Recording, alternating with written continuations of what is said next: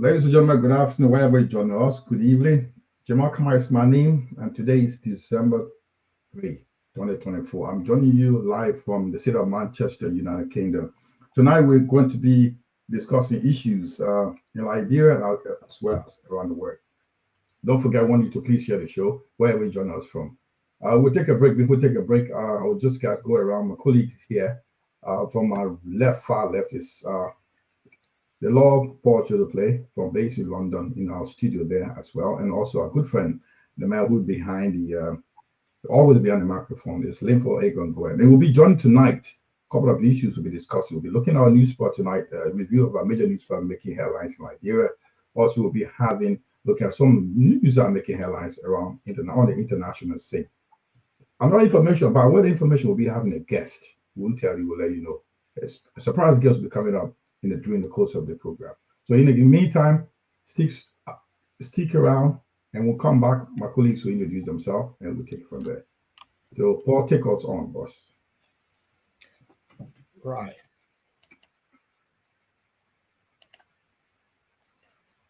One sec. Good evening, everybody. Let me bring this thing up.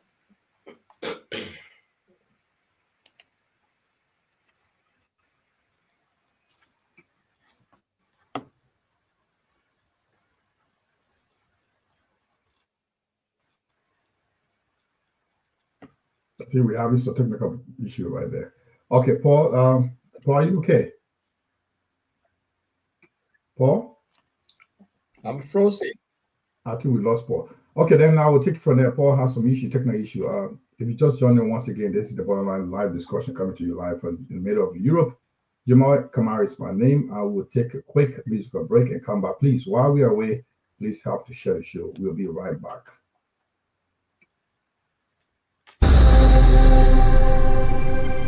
This is Bottom Line Liberia.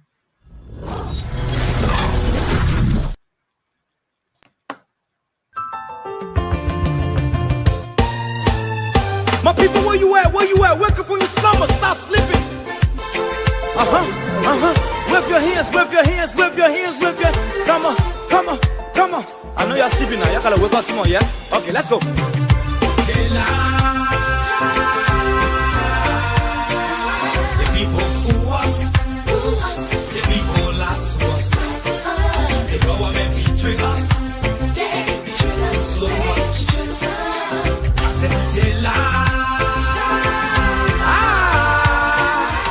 People fool us, the people lie to us, the government betray us.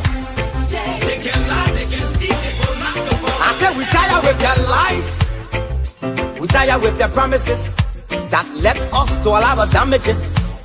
We tired with that speech they preach indeed, and now unique they deceive us. The thing we saw, it frustrates us. So why can't you lie? Why can't you steal? Why can't you allow the citizens to beat? You see, we just tell you that why we voted you. But you screw us, you screw us, you use us and later on abuse us. So why? The government should lie. Why? But that's the question that we ask. They lie.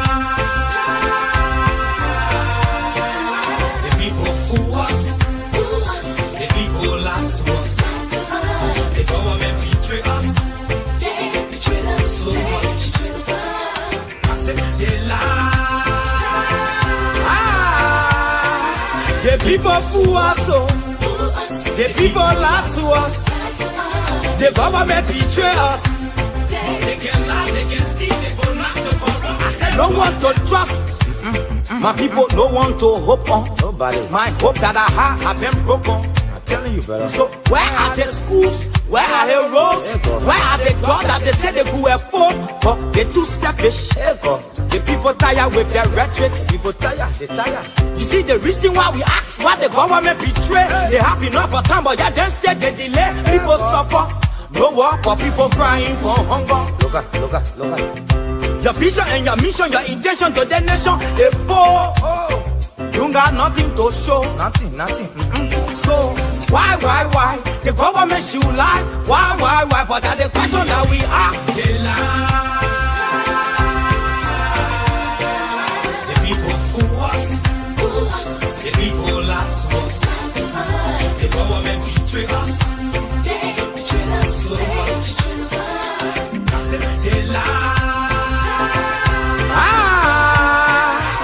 people fool us, the people lie to us, the government betray us. They can lie, they can steal, they go knock the corrupt.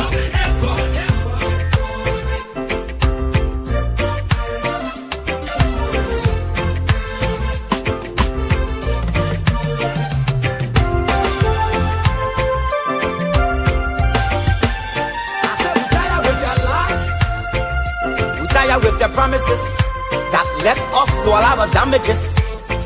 We tired with that speech they preach indeed, and now unique they deceive us. The thing we saw it frustrate us. So why can't you lie? Why can't you steal? Why can't you allow the citizens to grieve? You see, we just tell you that why we vote tell you. But you fool us. You screw us, you use us and later on abuse us. So why? The government should lie. Why? But that the question that we ask. The people fool us. The people lie to us. The government betray us. They betray us so much. I said they lie.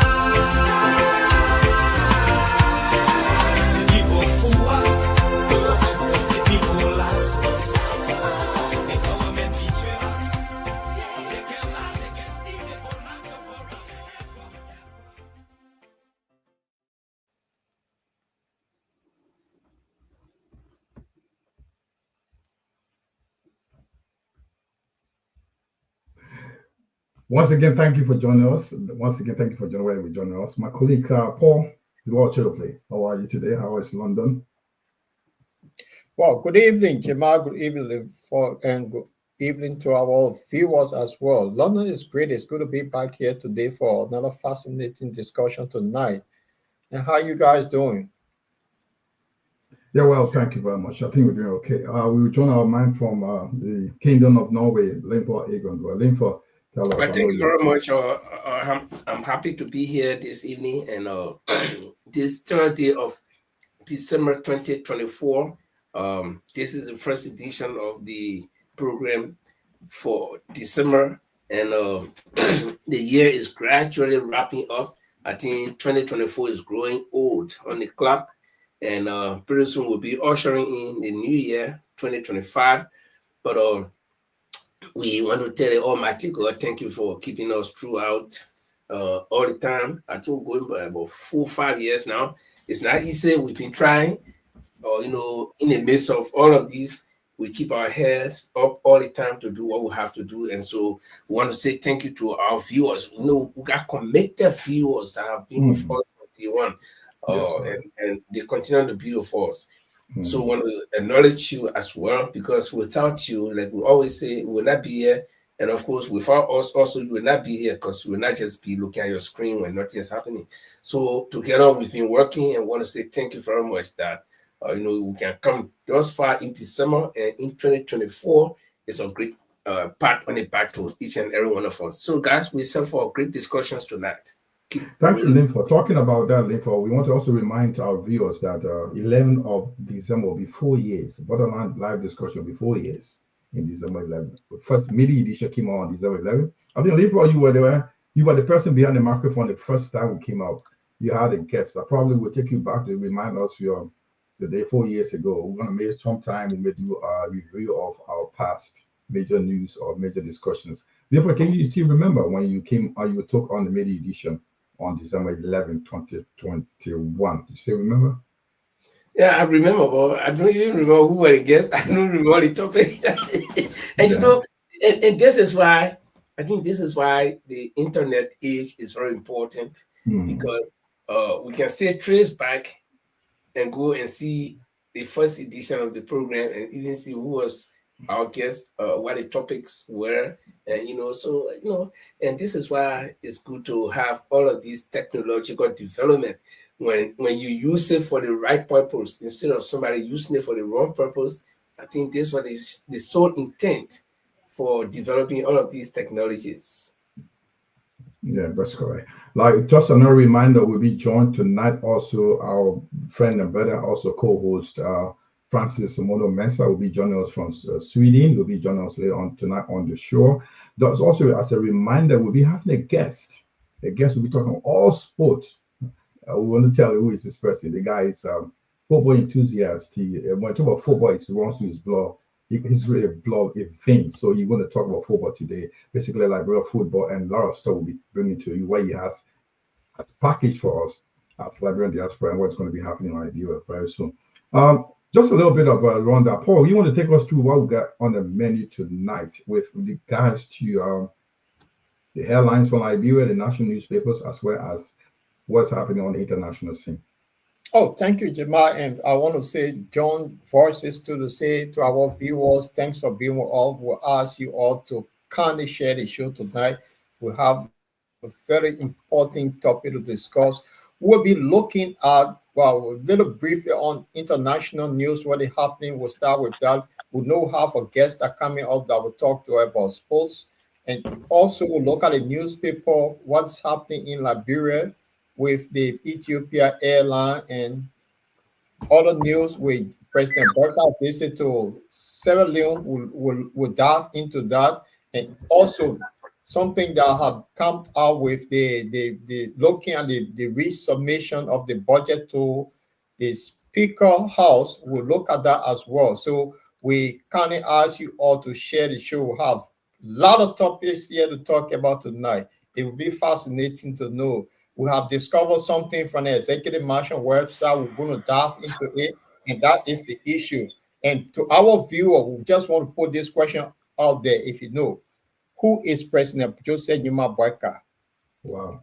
That is the question. Who is President Joseph Numa Boyka? Do we know this guy or we don't know him?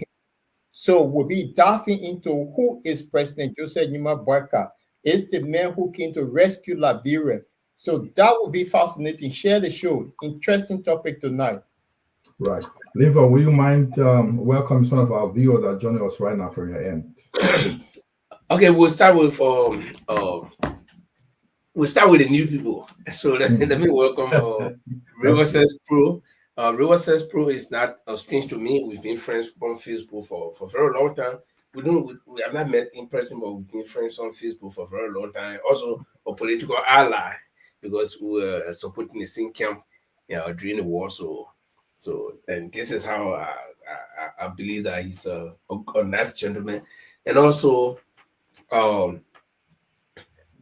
sister Chadela Chilople Brown, she's all Brown Chilople. Oh no, I'm twisting the whole thing around. Paul, don't get that. So she's always with us, and if nobody's here, she's here all the time. And that's one thing I would say. And the other that I'm trying to add for, just on a joking side, I forgot. I hope, Paul, you censure our sister, say you cannot see the show every day. I think she'll be with us. I think I want to step in before Paul comes in. I think she's very passionate about the bottom line. I've sat with her a couple of times and discussed. She raised some issues where we're making some mistakes and we need some corrections. Where do we improve? So she's really, really loyal to the bottom line discussions. She likes it. She likes our discussion. Sometimes some topics is not going down with her. She said, "Well, I just switch off." But I think she's one of our best followers, and I think our hat up, we say salute, madam. Thank you for giving that support, and you're always going to be there. Paul, you got a comment to make? Before Paul comes in, I'm saying welcoming people. It's a lot of people that are on the board, but we don't see your name, and we don't see, because in order for me to see your name, you have to be my personal friend on my Facebook, because so I cannot see your name if you get joined on the general board. So probably you appear to Paul or you appear to Jima, but I see Sue's colleague, and she's from Belgium. Yeah, she's from Belgium, and this, I think, I'm not sure if this is the first time she's here, but I'm sure she's been following the show. So I want to say welcome, and Sus, and so many other people that are on the board. I cannot see your name, please, sorry. So if you want us to actually recognize you and then where you come from, just say hi. Yeah, just say hi. I'm watching you from Pluto. Then at least we'll know where you're watching from. But we appreciate all of you to be here with us. Right. Thank you, Paul. Thank you, gentlemen. Yeah. Paul. And thank you so much. This is passionate about our show. We appreciate you too. Okay. Yeah. Welcome everybody, and kindly share the show. Share the show, because sharing the show will also help us to grow. I just want to put this out there. We had our first platform that was hijacked by the Indians. Today we can't get it back. So this new platform is growing. We're kindly asking all of you to please share the show to grow this bottom line discussion. Please share the show. Do us a favor, Jamal. Yeah, don't forget to one of our loyalists as well is Bataki Izinata, based in Belgium. He's always there. He's one of the guys that follows very well. We say a big hello to you. Good afternoon. And also the Reverend, what's his name? Reverend. Yeah, Reverend from Germany. From Germany. Yeah, from Germany. Yeah. Rahim. Rahim is a pastor, or Reverend Rahim, or Pastor Rahim pastor, from Germany. Those are most of our dedicated and it's a loyalists, who can call them. I want to say a big thank you to all those who join us, who also help to share the show. So we ask you to please share the show, and we are here to remind you every Tuesdays and Fridays on Liberian time will be 7 o'clock, Central European time is 9, and UK time is 8 o'clock. We're always here to discuss Liberia. Our major issues will be like looking at major news airlines in Liberia, as well as what is happening around the world. And sometimes we have Francis is here to help us. Law, Portugal to play, and Ego and Goe is always here on the show. I'm just once in a while popping in. But anyway, we're going to drive you through tonight. Major Helen, Paul, what we got to start with? Let's get the ball rolling. Well, the thing is, let's start with the international news. It's fascinating what is happening. Last week, we had a discussion on this program regarding the ceasefire between the Israeli and Hezbollah. But we said that ceasefire was just temporary for them to regroup. They have started again because Israeli said they don't want Hezbollah to regroup, so they started throwing rockets at each other. So that means, therefore, your prediction was right. They started again. Then in the Middle East, just after the ceasefire, guess what happened? We're going back to Syria. Trouble have started again. So where is the war heading? We don't know. The issue in Europe is also ongoing with Russia and Ukraine. And some interview that took place on Sky News that Zelensky now is asking that Russia can hold the territory they own, but they must give them the right to be part of NATO. So the story is changing gradually. Then today, we also found out South Korea. The president were informed that there were impeachment proceedings that meant to happen. He decided to dissolve parliament, and so the army decided to put martial law. So the country is on strike tonight. So we don't know where the war heading. This year's a leap year, right, guys? Yes. In Libya, all sort of things happen. So we pray that what is going around should stop before we enter 2025. So that's the other news from other part of the world.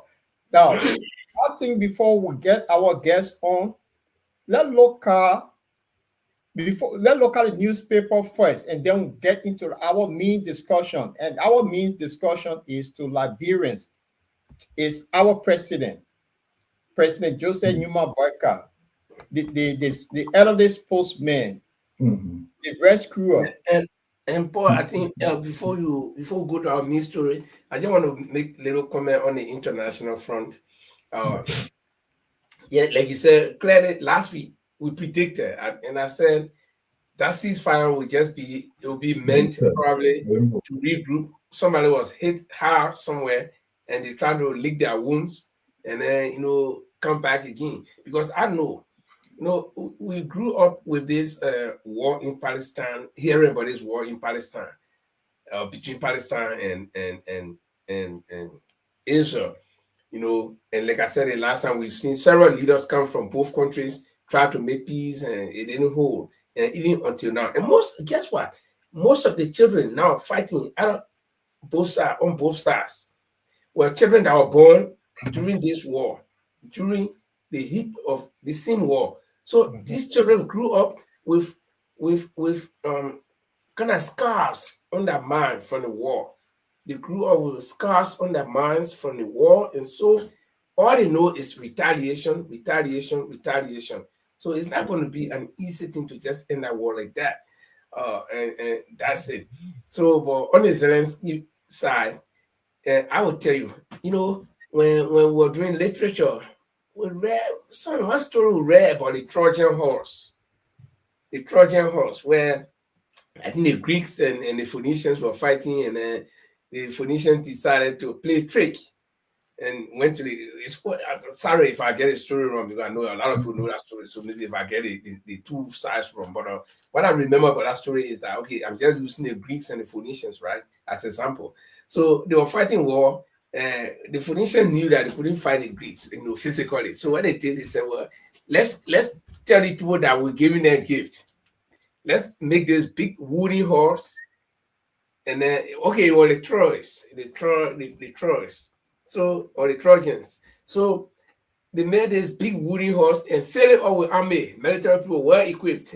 And they brought a wooden horse to the people, to the enemy, and say, okay, we know we can fight you, so this time we are giving you gift. Okay, so Helen of Troy. I gotta look for that book to read. I was in 7th grade when we read that this one. I can't remember nothing about it, but I remember the part of the story where the people presented this horse to their enemy, and the people accepted it. The enemies accepted it gladly and said, okay, thank you very much, which was a sign of victory for them. And guess what? In the middle of the night, that horse, the soldiers that are inside the horse, they open the horse and they attack the whole people. They kill all of them.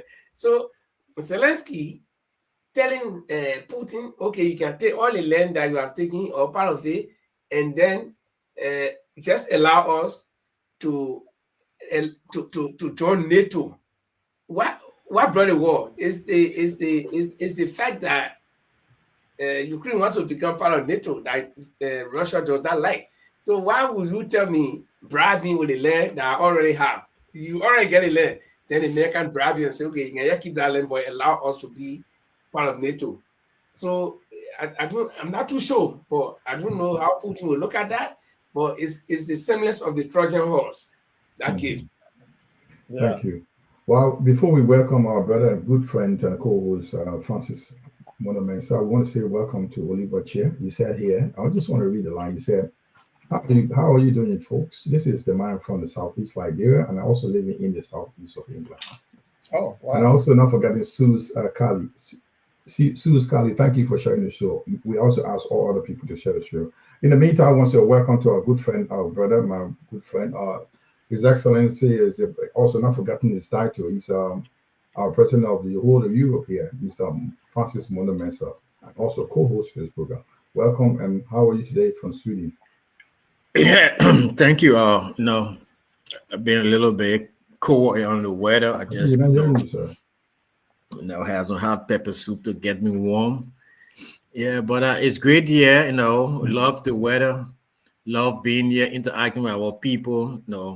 Interacting with you guys, having a healthy discussion. Let us pray for our country, Liberia, the direction it's heading. We hope that things will change.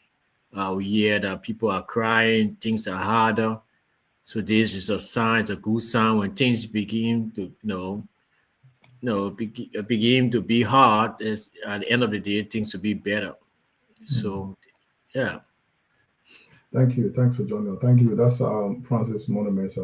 Paul, let's start rolling. We're taking it from the local scene, right? Liberia. What do we have on the menu in terms of the local newspapers? Well, in terms of the local news, something came out while we're online today. It just popped into our chat room. I think we need to look at it briefly, and then we'll move on to the other stories. So let me see if I can pull this, or if I'm not frozen here. Bear with me, guys. Where is it?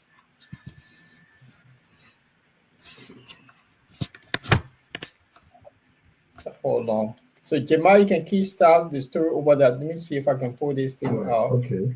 While Paul trying to get around that story, we will start with this one. Well, I'm going to take you first. This is the story. This is from the New Republic. This could be an old story, but we want to look at it. This is a scorecard of the president. I think I like Francis to be here tonight to tell me because he's much more of he's very much informed of what's going on right now in terms of the president's card. The first year of President Joseph Newman Boycott, 1 year. This is one of his surrogates. This Amara Corner, that's a senator of Vapulu County in Liberia. I think his 4-year grade is saying that he lost. He did not pass his, he does not pass his exam. Gentlemen, some of you may have read the story. I want you to give me your take on this. Is this guy, is the senator telling something right, or is he so quick jumping to conclusion, not giving the circumstances around the country? I mean, with international, external conditions attached to these things are making these country like Liberia, developing country, will not progress. I want you guys to tell me where you stand, what the senator is saying here is.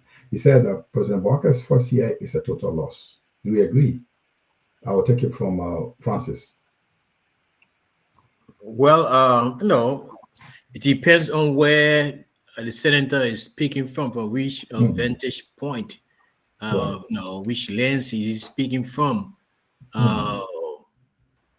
He entitled to his opinion. I don't know this is statistical or is on which basis. I mean, if no. So some people say, I mean, from the other side of some other political pundits would say that the government has made significant grounds over the 1 year. So Honorable Kane has his own perspective as to how he grade the government. So yeah. Right. Okay. Probably what is happening right now, he's talking about the governance, the promises were made, expectations were high, and we expect at least some should be made before the first year ends. And there was no gains made so far. It has to do with economy, it has to do with good governance, and those things were, if you look at his grade card, his scorecard was really bad. He scored F. This is what he's saying. But then let me listen to Linford. Linford, what are you saying about what the senator is saying concerning the president's first year in office? He said it was a total loss. Do you agree, Linford? No, I said, I. Sorry, Linford. Yeah. Go ahead, Chima. Ask that question again. The question is the senator of Bapulu County, Senator Amra M. Kone, is saying that the president first year in office, this is reported by the New Republic, saying that this is a story that came out 3 days ago. We're just trying to recap and look at the grade sheet of the president first year in office. The senator is saying he's been one of the surrogates of the president. I mean, if you look, he became very popular during the elections when he came out to fight for the Unity Party, more especially to get to power, because they thought she was cheating, they thought they were going to cheat the president, the Unity Party. So he stood a very strong ground and make sure nothing happened. He was the focus point at the time. And now he's saying, surprisingly to many people, that the president's first year in office was a total failure. Do we agree? Yeah.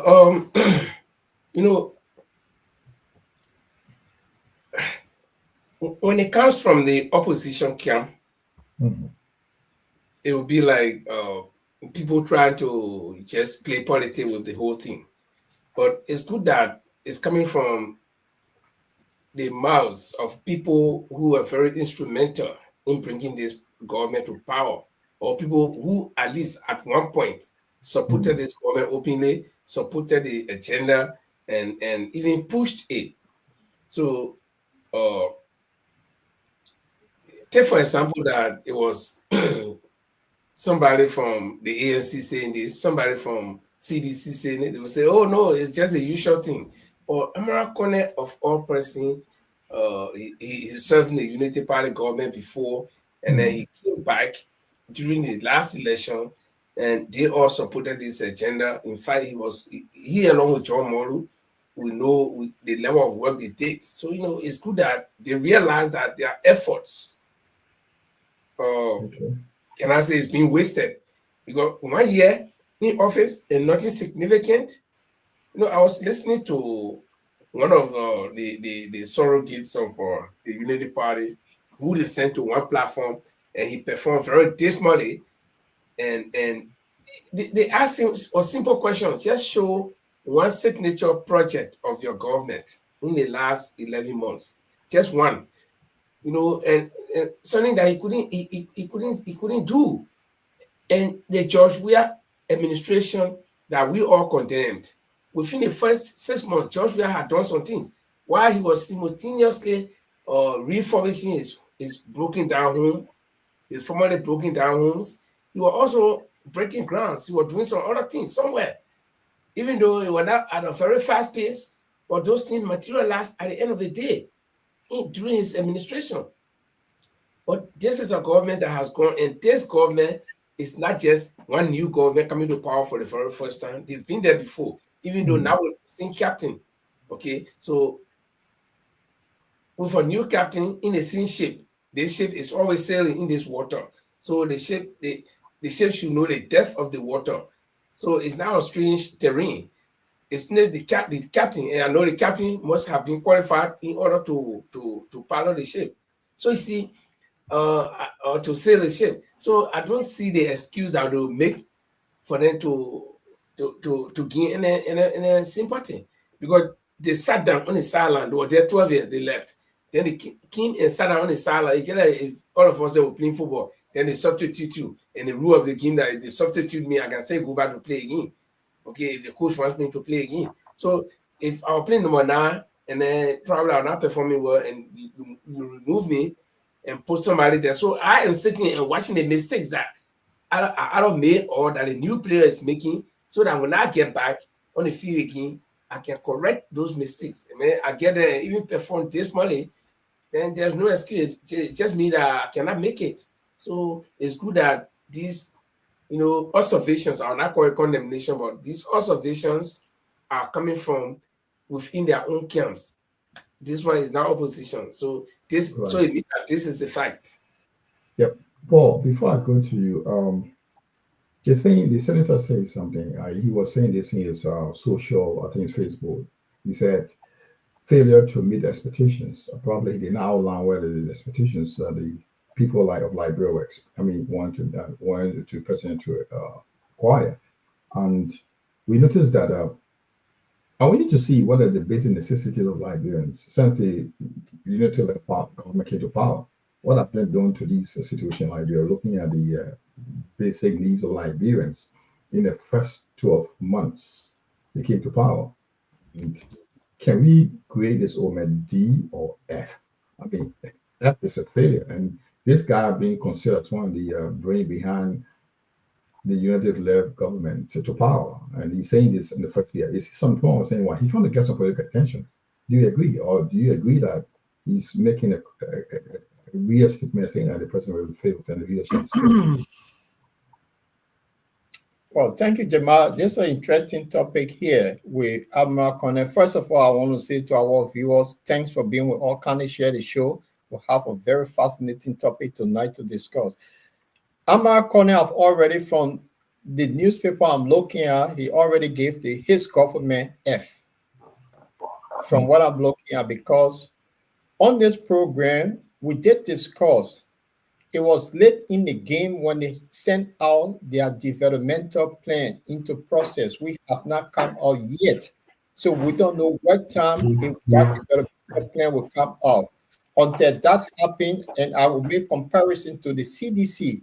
At this time, when CDC are in office, they have come out with their proper agenda. So there was some, we know the Arise agenda they came up with, but they decided to have a developmental plan for the country, which have not come out yet. So if you don't have that plan, then how will the people benefit until that come out before you see the trend of what this government is going? So I tend to agree with Emerald Conner here is failure, because, and I will go back to what Francis said from his intro, that people are crying in Liberia. The basic needs are not there. People are hungry. People are crying.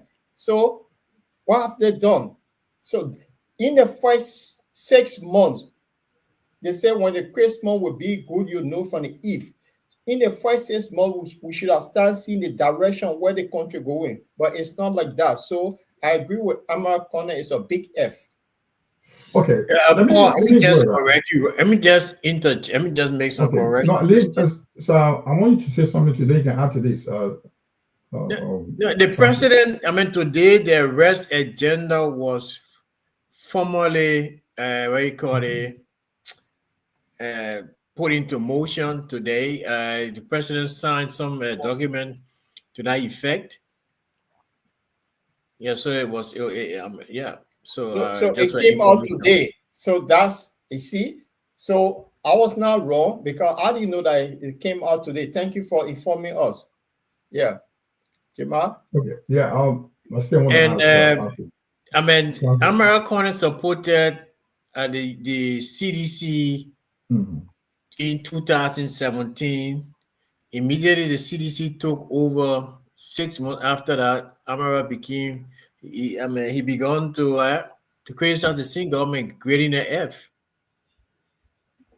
So it's just a character of him. He says, so is this something like, is he, it's not genuine the way he's doing, or he's trying to make sure? I mean, I cannot question his motive. I mean, his cold card. We had to have I don't know which yardstick he's using to measure the government's performance.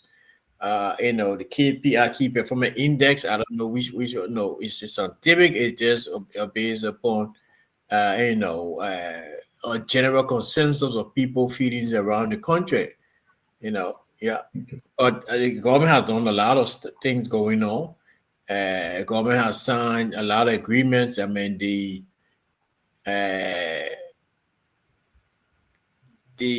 what do you call the solar panel, the 100 million solar panels solar farm is going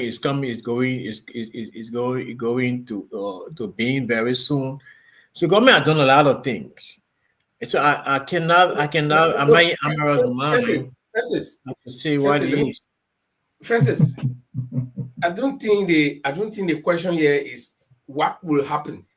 Look, everyone of us here, we believe those of you who are. Maybe what will happen? Things are happening. I'm telling you what's happening. Hold on. I don't say the government. I say government has already signed it. These agreements are already been signed. No, signing is a single memorandum of understanding. These MOUs. We saw several of them. No, I didn't say memorandum of understanding. I said the agreement, the contract have been signed. Yes. Okay, but the question anybody want to ask is this government has been in power for 11 months. No, that's 11 months, yeah. The principles that you can see. So, because all this is a draft story. We sign, we'll sign, it will happen. Yeah, we agree. We'll die, we want to go to heaven, we will. But how? So, they draft our story. We want point something and say this is what they have done, or this is what they are doing. The people use $22 million from the onset. And you talk about solar panel. I tell you, the minister of what is his name, a minister of public works, Roland Griffin refuted that he did not use $22 million on anything. The records are there. But the records are there that the money was dispersed. No. The money was dispersed. So if the money was dispersed, what happened to it? Right, guys. Right. We have just a reminder. Thank you very much, guys. Just a reminder, we'll be bringing a guest on soon. If you love football, specifically soccer, sports, specifically soccer, we'll be talking about upcoming under 17 tournament will be taking place in Liberia. The guy who's organizing it, the brain behind it, and many other things will be coming to us to tell us more about it. Stick around, we'll bring it over very soon. But in the meantime, we've got a couple of news for Helen to go through. Paul, what do we have next? Well, thank you, Jamal. What we have next, something came out this afternoon, and I just want to put this up quickly because the whole of the past 3 weeks, we have been talking about the House, about this removal of Kofa. We're told that the draft budget was sent to the majority bloc, but today the government has issued another one. New draft budget was sent to Fanatic Kofa. So No. man, it's there. Francis, It all right. said it was not resubmitted. It was It not says it's so resubmitted, clear. Paul. That's In what black says and the white. It was never submitted. on. They sent it to the No, acting Paul, can you chief put it clerk. back, please? Put it back, Paul. Put it back. Right. Put So it back. this came out today. Francis, take us through. No, he's saying that the executive branch of government has not resubmitted the draft national budget. So to the national legislature, as reported on the social media, and you are refuting the information they are giving. So Right. that's the clarification. Okay. So they did not resubmit the budget. That's what they're saying. Since Okay. November 18, they have not done anything. They So- submitted the budget to the draft budget Yeah. to the acting chief clerk. So Right. the majority So- bloc still has the the budget. reason- So All right. Mhm. Jamal, so this story been around the block for a while now, and we still await Supreme Court's deliberation on this. So that's the news have been circulating. So move on to the next one, which will be, is that next Ethiopia? yeah, go on. Ethiopia, pick it up, Jamal. Ethiopian my mouse. Airlines. Yeah. Yeah, I don't have the story. You have it, okay. I mean, That's the video clip we're going to run on the Ethiopia.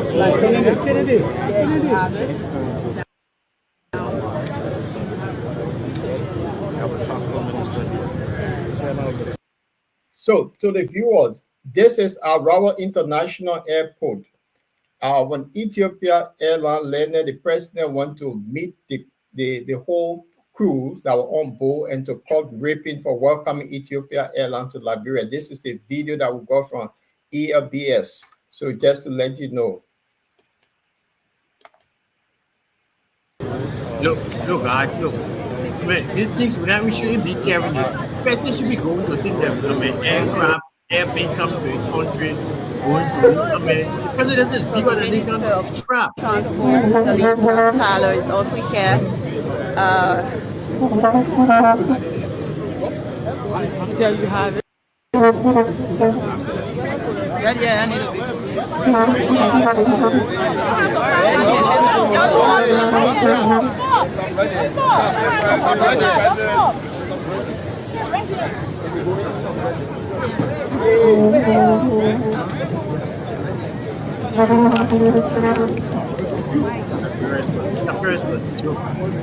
Let me go.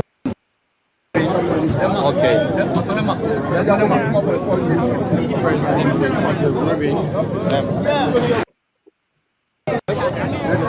We are placed more now. Yeah, but you told us this state. Oh my God.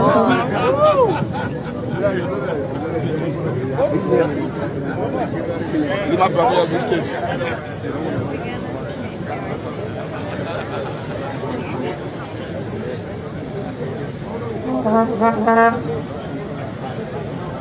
Thank you.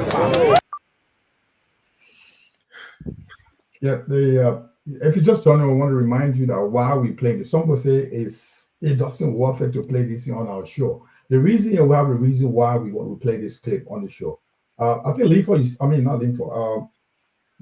Francis, you started talking about it. I think the reason is a state president. That's a state president going to an airline who is coming back after 40 years. It's not 40 years. Yes, that's what they said. No. That's what they said in the paper. They were last in Liberia 2010. They said reinaugurated after 40 years. That's the story I'm reading from the paper. I'm not quoting. I'm quoting the newspaper. I may be wrong. The newspaper. There was that information was checked fact today. Ethiopian Airlines. After 10 years. Yeah, the 2010 was the last time they flew to Liberia. After 2010, due to the bad runway and the conditions of the air fee, 2010 since they left Liberia. Right. Yeah, I agree with you. Thank you for that correction. That's all reading the newspaper story. Now, the question, gentlemen, we're bringing here, if you just joining us, we are reviewing major newspaper headlines in Liberia. We also ask our viewers, followers, please comment on the topic we're discussing. We also read your comments, and we have the time to make sure we read your comment. So I will start with, I know Francis wants to say something about this. Francis, what do you think? The presidency is going to presidency is not a joke thing. It's like, every little thing. I don't know who's the president advisor. I don't know who's the chief of staff. I mean, Grisby and other people just making a mockery of the president. The presidency is, look, I mean, you just can't go to every little thing. Airline come, what you're doing, Emirates come to Liberia. What we do, I mean, the Turkish airline come to Liberia. What will you do? What will you do? The Qatar come to Liberia. I think we'll have a national holiday. Right. Wow. I think you say no. Liver. President going to inaugurate after 10 years. I mean, 2010. He came back to say, welcome back. He wore his harvest. He was there in a presidential motorcade going to welcome them back into the country. I mean, it could be positive or negative. If you just join us, share your view with us. We want to see what you think. Therefore, what's your take on this? You know, having lived for some years and seen few presidents of Liberia, and then ending up with what we have now as a government, I think it's a mockery. It's fun box, and the reason I'm saying this is that I grew up at the heart of the seat of government on Capitol bypass. So I saw senators, representatives, presidents almost every day, as long as I work. And then working in the media, I've also seen other international, settings where leaders perform duties. And like Francis is saying, I can't imagine or whether our tower going on the airport to go cut the ribbon for one plane that is not ours. Even a rebel leader turned President Charles Taylor will not do that. He would have dedicated somebody. Why you have the transport minister for? Why you have the airport director for? No, listen, in a system or in a situation where the government itself has nothing to do, the government is idle, the president is literally doing nothing. Okay, let me ask you guys something. If the president is not traveling out of the country going anywhere, or if the president is not busy going to cut ribbon for Ethiopian Airlines to come in, what else do you think the president is doing? Nothing.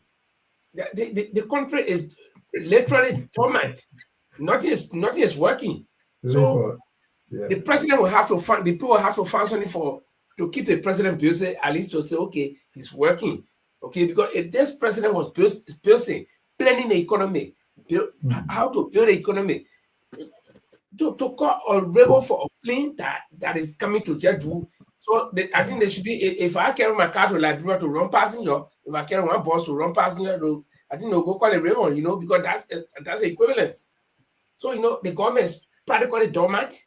The president is practically unbusy. So they find some kind of means, something for him to do. Now, somebody will ask the economic benefit of the plane coming to Liberia. Yes, it has economic benefit. At least, I'm not condemning the plane itself coming because I know that we'll get something. When the plane lands, every time a plane lands, they pay money. The time they spend on the ground, they'll pay for it. Okay?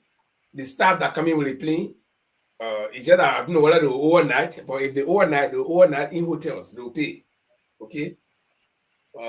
By the way, I ran into, that was a long time ago, I think 2004 or 5. I ran into one old lady. We were working in the same hotel. And then one day, by coincidence, she asked me, where you come from? I said, I'm from Liberia. She said, oh, you know Moray? I said, yeah. I said, boy, how you know? She said, I used to work with Air Sabina. And they were flying to Liberia all the time. And then she asked me, do you go Palestine operating? I said, yes. No, I said, no, the war party. That was 2000. So, people who travel like that, the air hostesses and the pilot will sleep in the hotel. Hotel will earn money. Okay, they will buy food. The economic value will be there. In fact, by that plane going to Liberia, I think it will create competition. The money, other companies are flying. Unless one company flying that they can set their margin and say, okay, you pay $500 just from Ghana to Liberia. You can't pay, you not go. So if you have several flights, that's why Europe here, they got so many airlines, they got so many different prices. So airline, they say, okay, they also have the thing airport, you say, got a rare airline. What you pay, we should pay 1 krona from Norway, 1 krona. Okay, so you see the competition will be there. That I know it will bring some economic value, but that you will take the whole president, they have to go call Raymond, that the transport minister could call, or the airport director said could call. I still have, I need somebody to explain to me why. Okay, before Paul comes in, look, listen.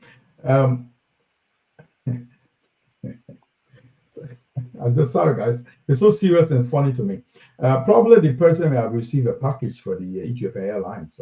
What do you think, guys? Paul, what do you think? Because if the whole person, like, I can see the when the face of the facial expressions of Francis. He's this is crazy. This is something. I know we all are shocked. Like a president, there's no transport minister in the country. I mean, where are these guys taking us to? Ethiopian Airline. Where's the transport minister? Where is the minister of state of our portfolio? State, I mean, the minister can go and do the job. Maybe don't even go there. Say the airport director right there. But Paul, guys, this is the most. I like what Francis said is embarrassing. Embarrassing in a way that this Ethiopia will take Liberia for a joke. Imagine Liberia and Ethiopia are the two oldest on the continent. And one of the oldest going to welcome just a vehicle. So I think last 2 weeks we had a discussion on this program about Sierra Leone, Mother Bill. And I asked the question, Linford, if you can remember, say, how does country go about getting airline? You remember we had a discussion when Sierra Leone had a problem. Now, Ethiopia airline coming to Liberia was just there a few years ago, it becoming a big thing. And this is shameful. So I'm going to put this one up here. That is Air Liberia.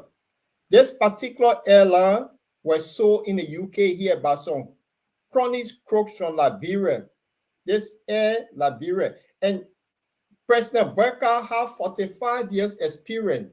He understands, he knew all of this.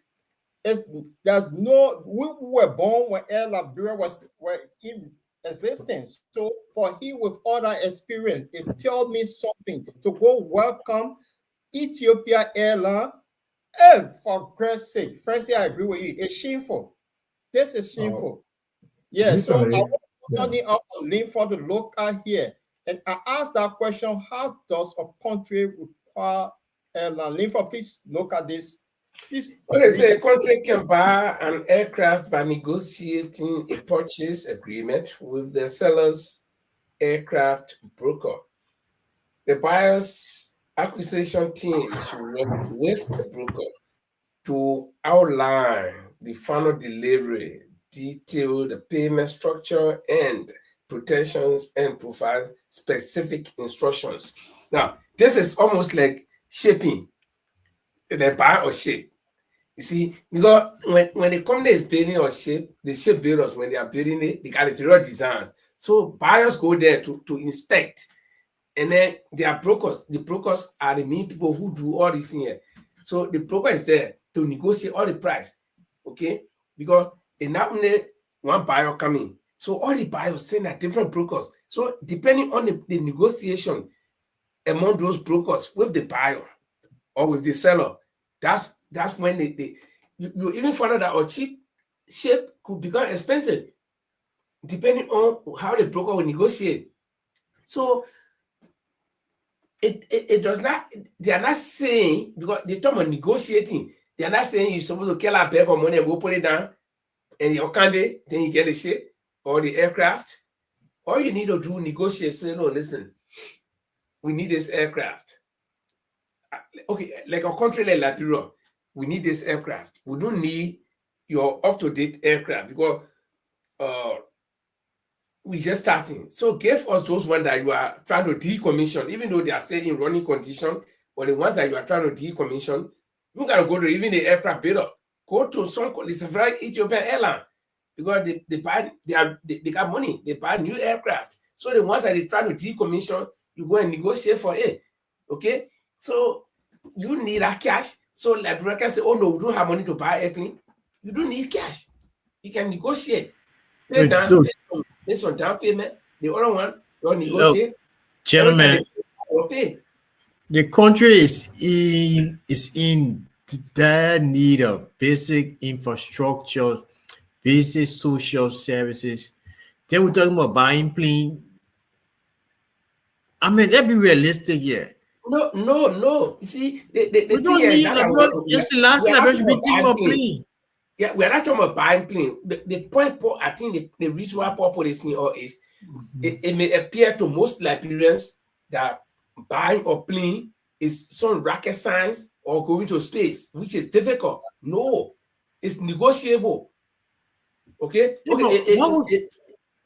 What would we even be the phantom, the idea? I mean, the thought of a country having a plane when we don't even have a good runway.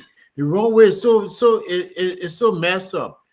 Where would that plane park? Where would they don't have anchors on the look. Please do not stay overnight. Please, that come and fly. Guys. These are lazy arguments. These are lazy arguments. These are lazy arguments that I cannot say on this platform to entertain. I just gotta react to it. No, but react. I mean, we have to have a discourse. If we are thinking, oh, you know, our runway that when will your runway be good when you do have an airplane? The reason why your runway is not good is because you do not have airplane. The reason why you don't have so all the people roads leaving to the houses so they do not have cars. Because your road leading to your house is bad. So I mean you own no car. Okay, let me ask you one question. If you are in Liberia, you're living between someone and house, and then you can buy, you can buy a car and you get a car. No, but your analogy is that the runway will be better and we have a plane. We have priorities. If we have a plane, nobody can go to help. John, can I come in a little? Can I come in, please? Let me come in. Let's give some credit to some of our viewers. They have some comment to make, so we will like calm the situation right here. I think Paul can read for all, link for all. Francis. This one comes from what is the part? We're talking on the plane, right? There's somebody here from what is this? I'm looking at one of the story. I want to join the story somebody wrote in here. Right. Sus Kali said, great airline news. I wonder how Brussels airline feel about this. They don't stop to Liberia. So another one came from this guy. Sus Kali again. I mean, it's a France. No, this one. What is it? Okay, this is one from man himself, Oliver Che. He said, I think Baka is a joke. To celebrate another country's airline coming to Liberia, what will he do when it's Liberian own airline? Oh, no, There's another one from Asidu Mensa. She said, this is what he or she said, the person said JMB was born in Buduwedu, Freetown, our country, not his worry. And she also, the person also said, Miss Mensa also said, Mrs. Mensa said, Airline Sierra Leone SL is coming in December 2025. Liberia leaders rather steal or enrich themselves and their families instead of putting our country and its citizens first. We need to compete, revamping our own country's government. Okay, anyway, guys, I think we're going to continue. This is a lazy argument, and he's seamlessly saying this. Listen, gentlemen, I know we all not happy about what's going on right now. While the government, so I know Raymond will also say, while the government officials are driving 45,000 cars under such conditions. Well, gentlemen, look, I know we all want to talk about this thing. Let's move on. We got a guest coming up just to join us. If you just join us, we'll just review. By way of information, before we go on, I just want to add, I mean, it's when people say lazy argument, I think they come from all sectors. Let's look at it this way. Having your own airline is bring economic value. We're talking about employment. And one of the rescue mission came about to rescue the country. When you say rescue, the word rescue, it means everything has got broken down. It's broken down. So you're baiting everything up, including cars. Or if the $100,000 car, the bulletproof that the president ran, plus the $45,000 each other legislature he put all together, we can negotiate with an airline that can do little run from between Sierra Leone and Monrovia, and then West African Monrovia, region, the Accra, ECOWAS it region. will generate a lot of funds. So Yeah, okay. that's the point we're trying to make here. And we got to chat up Ethiopia Airline to take thousands of Liberians from America to go via Ethiopia before getting to Monrovia. Why we can negotiate to have a lot of Liberian pilots. That's it. That's the point I'm trying to make here. And let me just add a little more there. You know, they want just for the fun.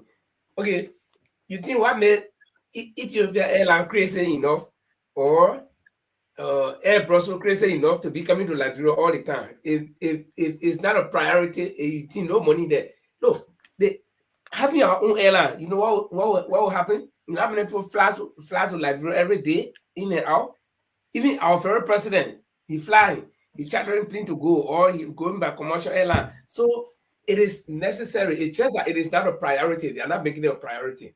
Okay, guys. So we are for the discussion on the airline. You were saying something about the guest. Is he coming on? The guest is really finding it difficult. I've been with him in the background for a while. He's finding it difficult to get on, or he came on, but his camera is not working. So what we could do probably is listening to us very clearly. Probably we could take him by the phone and just give him maybe a few minutes and let him give us what the program is, or what he's intending to do. So because he's not able to get on. Okay, well, let's go on the airline and then we'll get back to the guest. Why are you trying to settle in? Yeah, info. Okay. Okay, we will take this airline first. This is the central bank's magic. Probably this is how to do with they call it monetary policy in Liberia. The central bank is trying to pump in more money into Liberia, more especially Liberian dollars, so they can go up pushing against the Liberian US dollar, so it can get some value. So it has some benefit. So this is what the Oracle newspaper is saying. Now, if you do the rate right now, the exchange rate, according to after the newspaper was published, it's like 192 to $1 US. When it used to be lower than that, it was 180 somewhere since December. It's been lower than that, so it has gone up a little bit. And that means they have lowered the interest rate. If you go to borrow from the bank, you pay lower. You can get more people to borrow and do business in Liberia. And they also can able to export other things. It may have the other side of it, but just a little bit of background information on what the central bank magic is. What they're trying to do, trying to raise instead of exchange rate, we're looking at interest rate. You reduce the interest rate for people to be able to borrow. So you borrow, you can pay less on your interest. At the same time, also encourage people to invest into the country, and also you're able to buy things. So, gentlemen, if you have some comment to make on this, is this something helpful? Because we got two currencies running parallel in Liberia right now, the US dollars and the Liberian dollars. Is this something a good news for Liberia? What do you think? I'll take from Paul. I think they should focus more on Liberian dollars and put the US dollar aside to have this going like what Ghana and other countries doing around us. Because if this is the magic going to work, that means the dollars and the Liberian dollar pretty soon be neck and neck, and it will be good for the country. So why don't you sideline the American dollars now and concentrate on using the Liberian dollars? So it will benefit a lot of people, because the way things are in Liberia, if you setting in Liberian dollar, you go change to US dollar, you always the loser, and that's why the foreign business people are making money out of Liberians. So it's about time that they play this magic. Let's focus only on the Liberian currency, and then if you're traveling, you can change your money to US dollars. Well, do you know one of the factors that investors are interested in going to Liberia is because we have the US dollars running constantly being used in Liberia? Do you think this is one reason? Too many banks who don't have the money, but too many banks are springing up in Liberia. Businesses are going to Liberia. They're interested in getting Liberia, the US dollar, which seems to be a stable currency. Leaf or Francis, we want to comment on this. What do you think about this central bank's margin? Is this something positive for us? Look, whatever the central bank, it does in terms of what you call it, reducing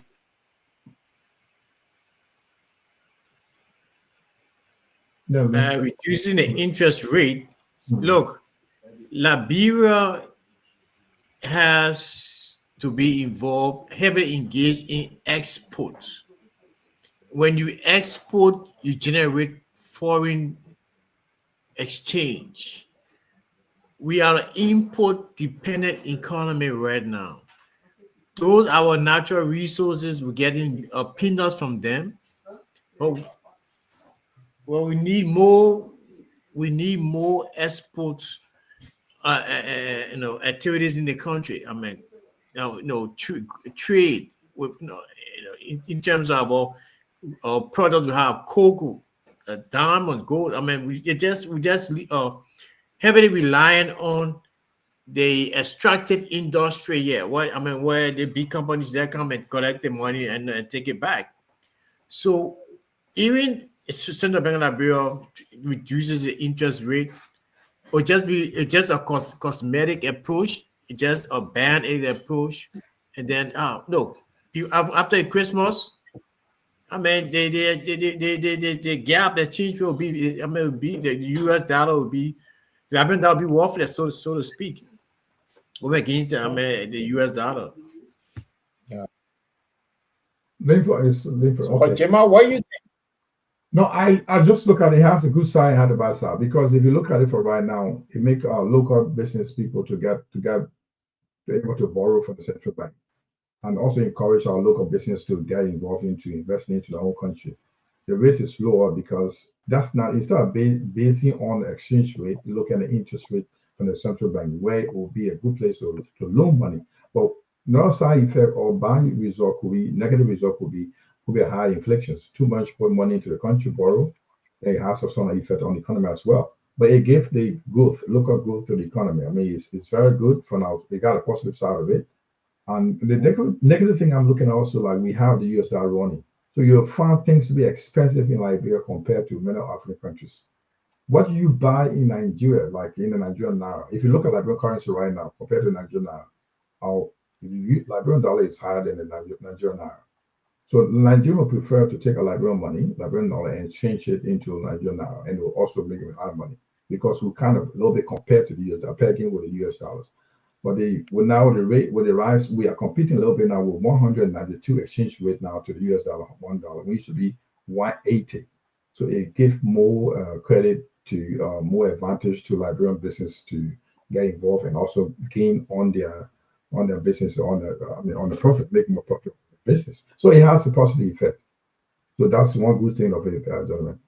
So Linfo is not in. So we're trying to see if you just joined, we're looking at a basic news bar review from Liberia, making headlines in the country. We were looking at the central bank playing magic, how you can push the local currency against the US dollar, so they can that will be a good impact on. And Jamel, I mean, just interject. I mean, most of these sensational headlines from these newspapers, they're all sponsored by by the institution, gives more money.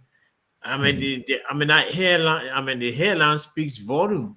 That as though the parity between the Liberian dollar and the US dollar has reduced drastically. We have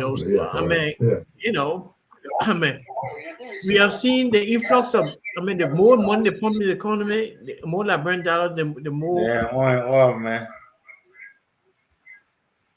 Okay, go on. The more the exchange rate, widening between the Liberian dollar and the US dollar. Yeah, it's big, but given to the for a long time, from almost a year now, the Liberian dollar, the exchange rate have been like this, a little bit like 6 or something increase in terms of pushing closer to the US dollar. I agree. There's a vast difference in terms of getting closer. But anyway, we just want to join. We're trying to bring our guest in tonight. I'll be talking about the Under 17 tournament in Liberia. The guest is trying to come on, and pretty soon we'll be introducing the guest to you. Just to join, we're just discussing the major headlines in Liberia that make news. We'll look at the central bank magics, what central bank's magic is like, trying to push the Liberian currency to a little bit closer to the. Make some increase or able to reduce interest rates in the country, so business people can able to credit on the lower interest rate and able to invest into the country. That's one thing. And also we spoke about just to recap, we spoke about The President Baka, are going to inaugurate or welcome the return of Ethiopian Airline to Liberia, which many of my co-hosts here disagree with. Why the President should go to welcome an airline, and why should that be commercial airline? It's not Liberian national carrier. It's a different country coming back. Since 2010, they were in Liberia.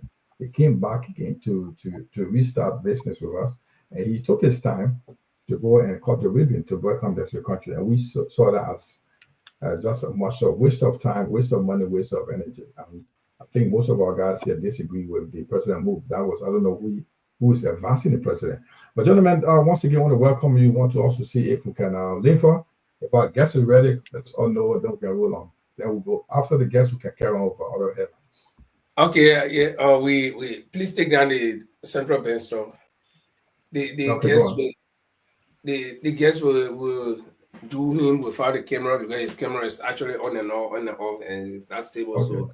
So I don't know if he can hear us. Hello. Yes, hello. Oh, okay, yeah, very good. He can hear us. Please yeah, take down. Yeah. Okay, please take. Guys, Paul, we want to take down this stuff. I'll do. Okay. And so, guys, we first of all want to apologize for the technical glitches because we've been actually working on it. The camera will come on and off, but I know this is technology. We got no control over when they use it. So we're going to have our friend and brother. He's a Liberian sports enthusiast, and I think he used to play football. But he'll tell us a little about himself, how he likes playing football. So let's call on our brother Bill Nere. Are you there? Yes, sir. How are you, sir? Okay, great. And tell us a little bit who Bill Nere is and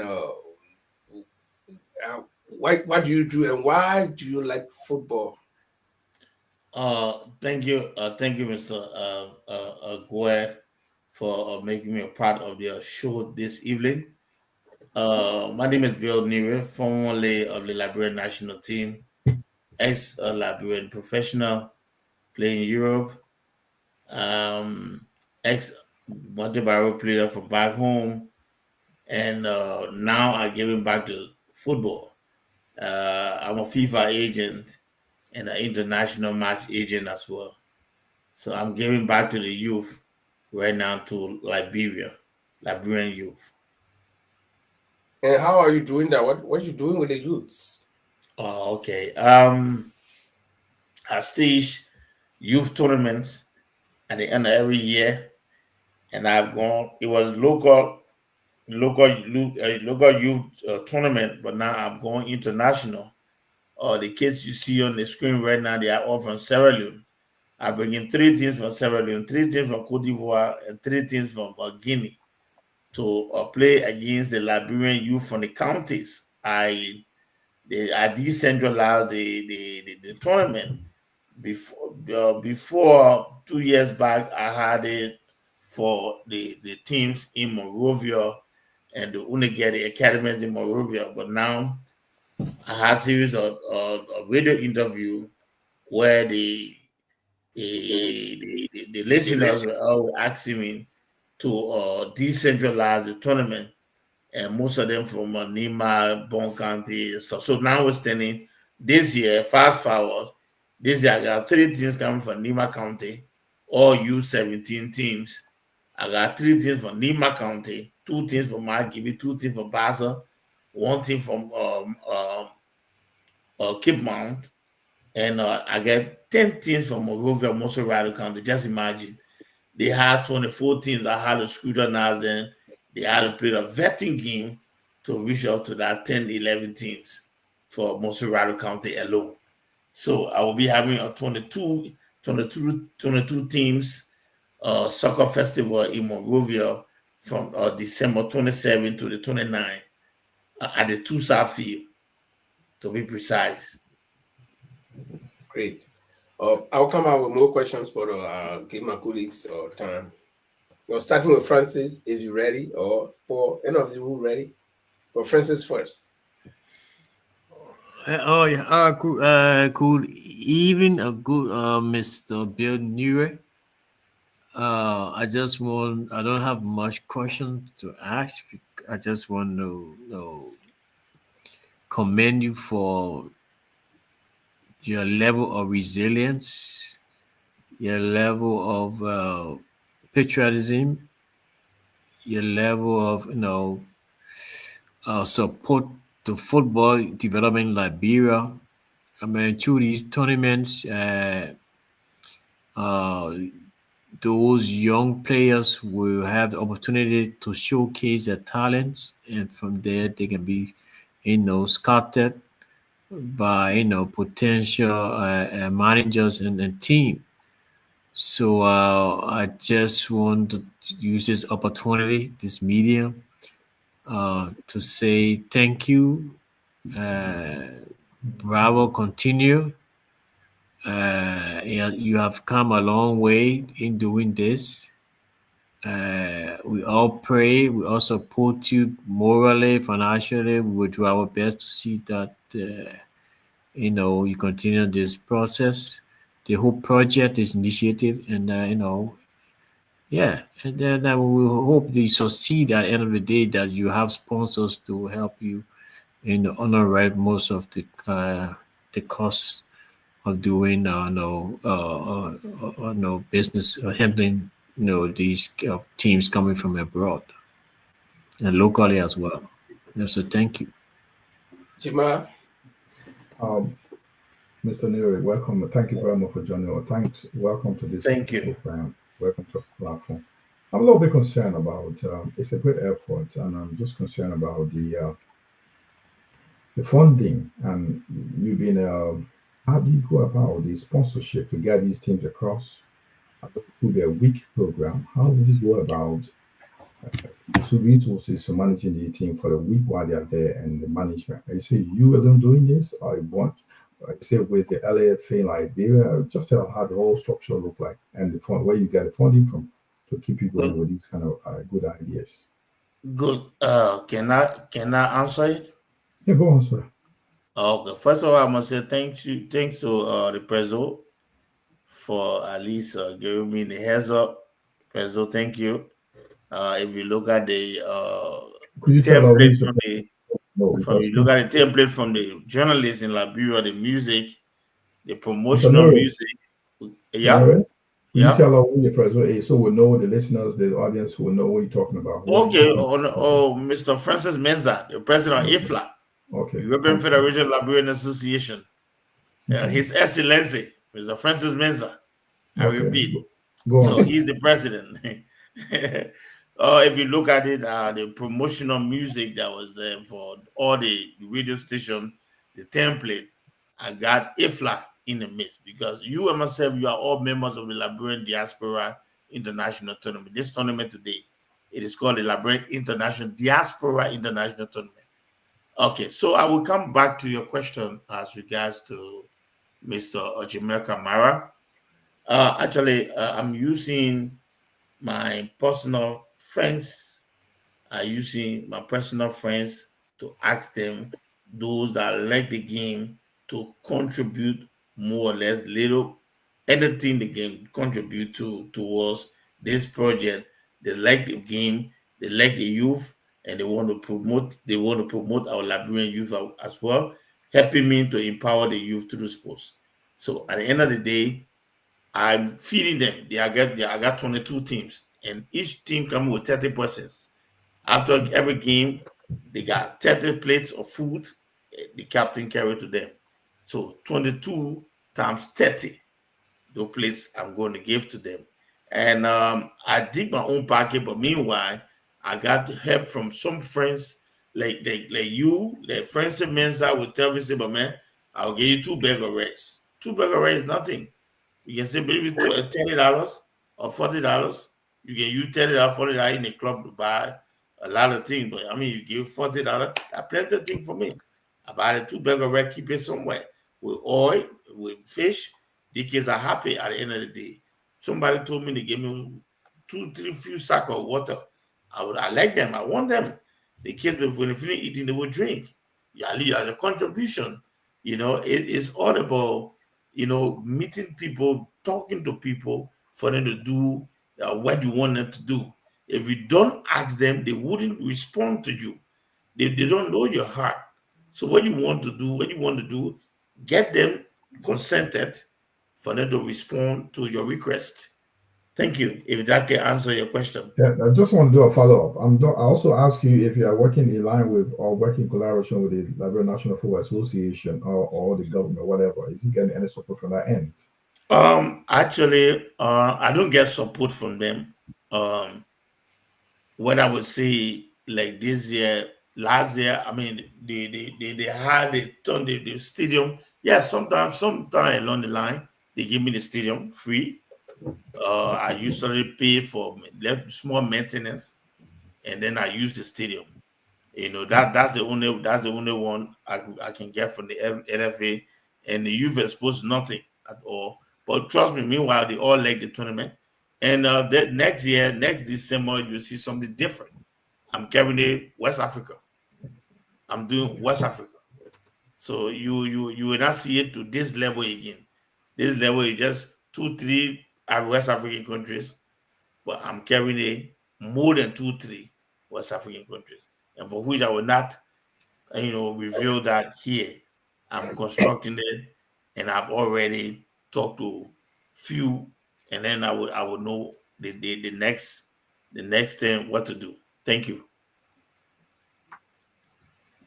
Wow. Yes, Bill, this is Paul here. Good evening and welcome to the bottom line discussion. It's good to have you here for the first time. Thank you. Yeah, Bill, I mean, this is impressive. And how old are these kids? Are they under 15, under 17? How old are they? So these kids for now, I'm using U16, U17 players. And right now, meanwhile, this morning, the technical director of the Liberian Football Federation called me, and he won for the U16 team to take part in the tournament. Because FIFA get a program in Liberia that these U15, U16 kids will be sleeping at the technical center around Fendel. And then it's going to be a 3 years program. And they send coaches from FIFA to coach the kids for the 3 years. So now it's in why they've been coaching the kids for the time they've been there. They want to test them. They want the kids to play some games, and they wanted to play more games. So having 22 teams, they will play more games together. Yeah, will give them, they will enjoy it. And meanwhile, these players are coming from the counties. The U16, U17 players are coming from Bon County, just name it, Nima, Cape Mount, Baza. You have not seen it in Monserrate. Monrovia is not Liberia. That's why I always say Monrovia is not Liberia. So what we're talking about, these players that are coming from the other counties, you will see them, the coaches will see them and say, oh, wow, I think that player need to come from that village to come here and play well. But let's see, you'll be looking at him. That player have already won something. He come into town and you'll be taken care of. And you will get his dream to come true when you own a national team. Those are some of the things we're talking about. You'll be scouted. And I got some people that are trying to follow me, that want a partnership with me. They have contacted colleges in America that they want to bring some of the good talents to the States. I got 2 of them waiting for me right now, even as to speak. Thank you. Well, so Bill, let me follow up. When you bring these kids to Monrovia to play, you said 2 Southie, right? Right. You have other teams within the country. Do you have a contract that if any of those teams scout some of your players and want to take them away, do you have anything in place that would guarantee those children a future by joining those teams to secure them? Or also, you live in Switzerland. Do you have any contact with any of the Swiss team that you could scout some of these players and bring them, bro? I will not tell you yes now because it's not only Swiss teams. I told you I'm doing scouting as well. I'm a FIFA agent as well. I go around Africa, scout players, and bring them to Europe. Okay. But what we do right now with the kids, when I bring any scout right now, hear myself discussing, and we'll get an MOU within us, and then obviously we'll go by the MOU, whatever. I will protect the kids because they are from Africa, they are from Liberia, and I would not want for no European to mistreat the kids, and I will always be there as a guardian. Yeah, thank you. Okay. Linford? Okay. From my side, I have one concern, and that concern is, you know, the youths that you are bringing, the people you bring in from elsewhere. What is the relationship between you and LFA, and also the local organizations that handle football activities in Liberia? They bring in people from Sierra Leone, Cote d'Ivoire, and all these people. And in case of anything, how guaranteed are they? You know, like violence, God forbid, or anything happens. How do you guarantee that safety? Good, friend. Thank you. These players are coming. They got letter from the FA, the federation in the country, to inform LFA, Liberian Football Federation, that they came from under the federation, that they are coming to this federation to play under this federation. That's how it goes. And we got security on the field. We got security on the field. And that's why I'm going earlier to go to the immigration boss to tell him that I'm inviting few things from Guinea and Sierra Leone coming in, and when we reach to I did it the last time, and then they escorted them from the border straight to town, and they said, oh, it was late, they couldn't cross the border, but I told them I've already informed the immigration boss before it got late, and the traffic on the way, and I expecting them today, so I had to wait for them in Douala. And while the immigration boss had to give one call and they released and they came in. So, I mean, the people like the game in Liberia, they like the game. The highest thing, you have to ask. If you don't ask the people, they wouldn't know what you want. So, when you to answer your question, this player will be guarded. Trust me, they will be guarded. No, nothing will touch them. And the fans said we guard them, because they want to see good football.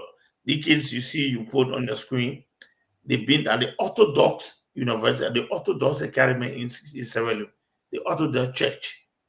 You see, they are well taken care of. They get own everything. You see them. So at the end of the day, when it comes, they play good football. Liberian, they play in the tournament the last time, and Liberian like their way of playing. Trust me, they don't guard them. So, if to answer your question, then thank you. Okay. Finally, I don't know if my colleagues will still want to follow up, but finally, you want to tell us what, because this is not the first time you are hosting this tournament. You want to tell us what have been your most challenging situation since you started this endeavors? So my challenging situation is always money, because I have to do some payments, and then I had to do some payments. I had to feed the kids. After every game, I had to feed 30%, 30 times 22 teams. This is, I mean, I don't know, 30 players, 22 teams. Oh no! Each team bring 30 players, 30 persons. That's a lot. You see, so just imagine what we're talking about. I was able to talk to T. Nelson Williams from the oil and gas. He came in, he gave his contribution. I was supposed to go there to talk to my friends, people that I know. Like my man Neto Live from the commissioner Neto Live from Maritime. I will go to his office, and he liked the game, and I know he's going to do something. I talked to the LPRC boss. He told me when I get to town, I should reach to his office. So these are people, at least, I mean, these kids, they are not hard to be satisfied. They want to eat, they want to play a game. They want to eat, they want to play the game. Okay.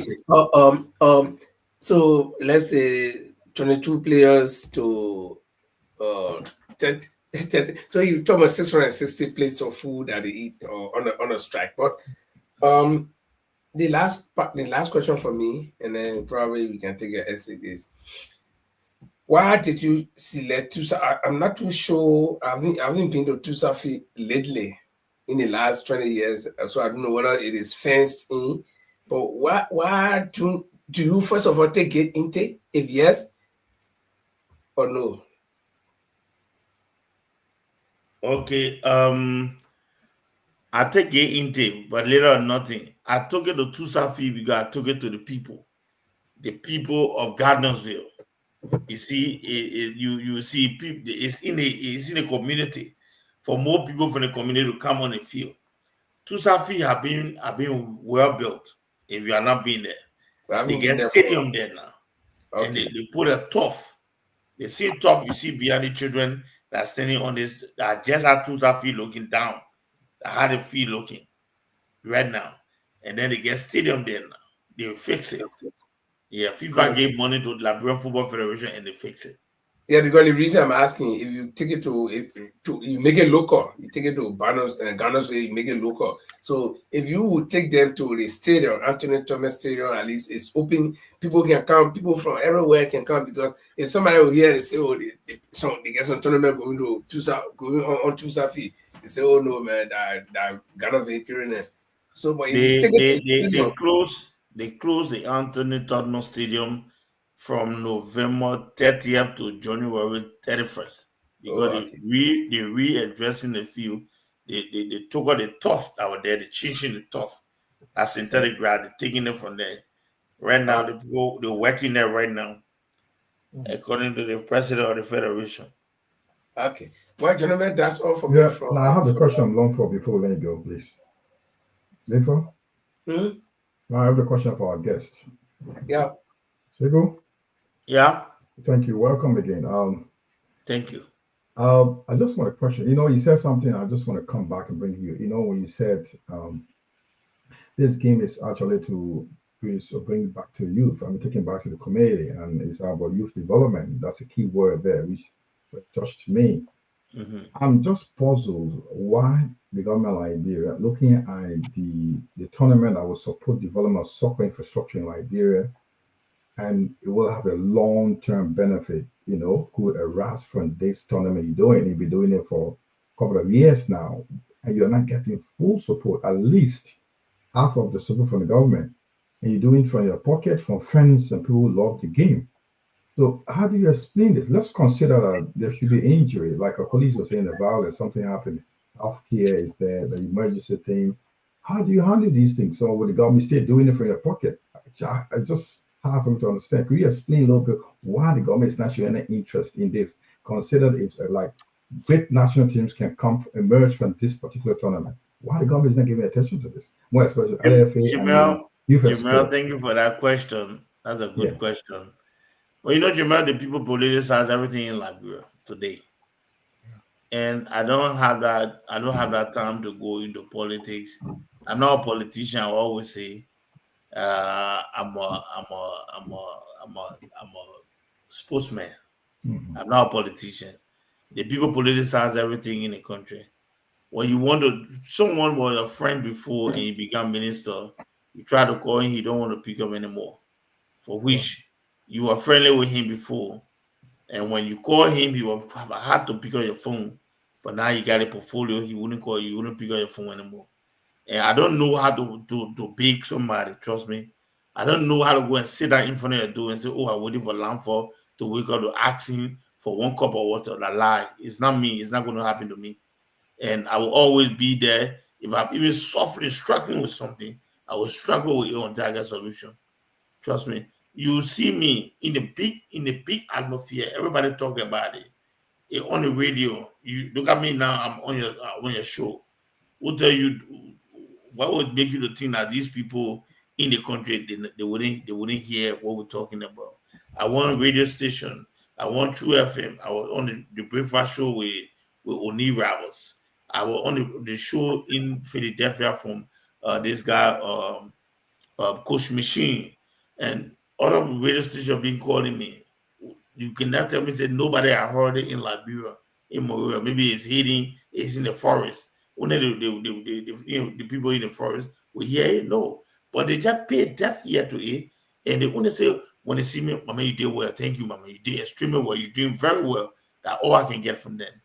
But they would not come up and say, oh, my man, let's go build to this place. Let's see what he got to strategize and let's try to help him. Let boost of this thing. I will not hear from them. The only thing I will hear from them, and my man, I'm not speaking politics, but you see, for me, I always go straight into the facts. When you hit me, I will hit you hard. And when I hit you hard, I say, sorry, my man, you touched me before. I was just trying to see if you really touched me. That's how it looked like. I will not go to them. I will not go to nobody, trust me. But you seen it, you heard about it, people been seeing it, Lamford being jamming. In fact, the president, Francis Mensah, contributed a little thing. This girl they call Mommy from Holland, she came there, she couldn't be sack of water. I was so amazed. I was feeling fine. You know the lady in Holland, Mommy, right? Yeah, but I think Mommy Free. Mommy Free. She brought sack of water for the last tournament we had. She brought sack of water, and I told her thank you. I appreciate everything. For the children to eat or drink, I will appreciate it. You see, so those are some of the things, my brother.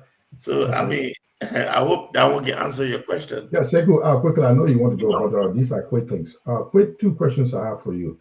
One was about somebody who listens to us right now, want to support, little or nothing to drop in. How do they contact you? And second, do you tell us, do you have the tournament plan date? Yeah, the planned date of the tournament is the December 27th to the 29th. And we'll play from 9 o'clock in the morning all day. It's a kind of Olympic. The kids don't used to, we used to play Olympic during our days. I don't know if you knew that Olympic, you go on a whole day, you're not hungry, you get there, so the ball bouncing, and go foot. What about somebody who tried to help? If someone wants to help, the only thing, I'm not in Liberia right now. You can get my number and if you do any kind of MoneyGram or Western Union to Liberia, you send it to my name in Liberia. I'm in Switzerland now, but I'm going next week. I will always get it when I reach there. You just send me the number or whatever. Or I don't know which one would be good for you. I will send some of my committees members. Same way. I'll just send wave. I don't know same wave. I don't know mobile money. I think they got it in Liberia. So, but you could, if you want to send it to me, you can send my name, my phone name, Bill Niwe, Maria Liberia, and I will get it. Right. Probably we may ask you to come back before the tournament starts, so we can have you would know, match your face with your name, so our audience will see who they're talking about. Okay. Thank you very much for your time. Yeah, but I will be leaving from here before the 12th, by the 12th, because I don't want to stay too long here and where I had to go settle teams in Liberia. Make all the bail before the kids can sleep on it. If I hope you know that those are parables. I had to go make all the bail before the kids can sleep. Prepare the ground. Yeah. Thank you very much for your time. Thank you for joining us. Thanks, bro. And good luck. We'd love to have you back here again so we can interact. We can also ask the audience if they can chip in. Maybe when you're online, we can ask our viewer to see how they can help too in the process. So thanks so much. Thank you, Mr. Nire. It's our pleasure. We'll always hope to have you back. Like Jima said, before the tournament starts, or even at the end of or whenever. But it's good that you came. And the audience, you hearing him. If you have anything if you can give a bag of rice or maybe buy a carton of fish or get of red oil in Liberia, just send the money there and we'll get it. We don't want to have anything to do with it, but if you can have the money and you think you can send it to the bottom line Liberia and then we can transfer it to him. Send everything to you. It's good. Yeah, he said anything will work, anything will do. So it's an endeavor. And so Bill, it was good to have you, and we hope that you will succeed. And when you succeed, we'll all succeed. Thank you, Mr. Goa. Thank you Mr. Kamara. Thank you, Mr. Chilople. It was a pleasure talking to you guys on the platform tonight, and wish to talk to you guys another time. Thank you very much. Good night. Okay, thank Good you. night. Yeah. Thank you very much.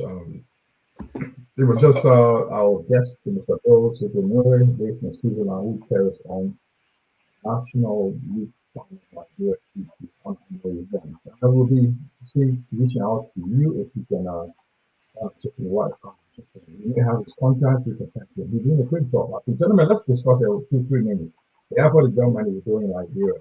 I'm just a little bit puzzled, like he's not getting any support from the government when he's on the airport. Why is something to be like that? I mean, we look at the youth. If you look at this country, Europe in general, they put too much money into youth sports, whereas soccer, where there's a base of this youth development. You can use that for education. You can use that for health awareness in many categories. Why the government like this playing blind eyes to these things, guys? What do you think? Just a comment on this before we move on to the next topic. Jamal, the government of Liberia play blind eye to everything, not only sports. The hospital, educational system, everything they play blind eye. But only one thing, no, I can't say everything. One thing they do not play blind eye on is their pocket and big vehicles. Therefore, what do you think about what's going on? No, the bottom line here is that we do not have, up to now, we've been having people in power but not leaders. The country that the biggest deficit Liberia has is the lack of leaders. We've been having people in power, yes. I'm not saying that we do not have people in power, but they're not leaders. Putting somebody in power is different from a leader getting in power. So they do not prioritize anything. Listen, look at Liberia as a youthful country, right? And look at, if you go to Liberia, you'll see the number of young people far, far, far bigger than the aged people.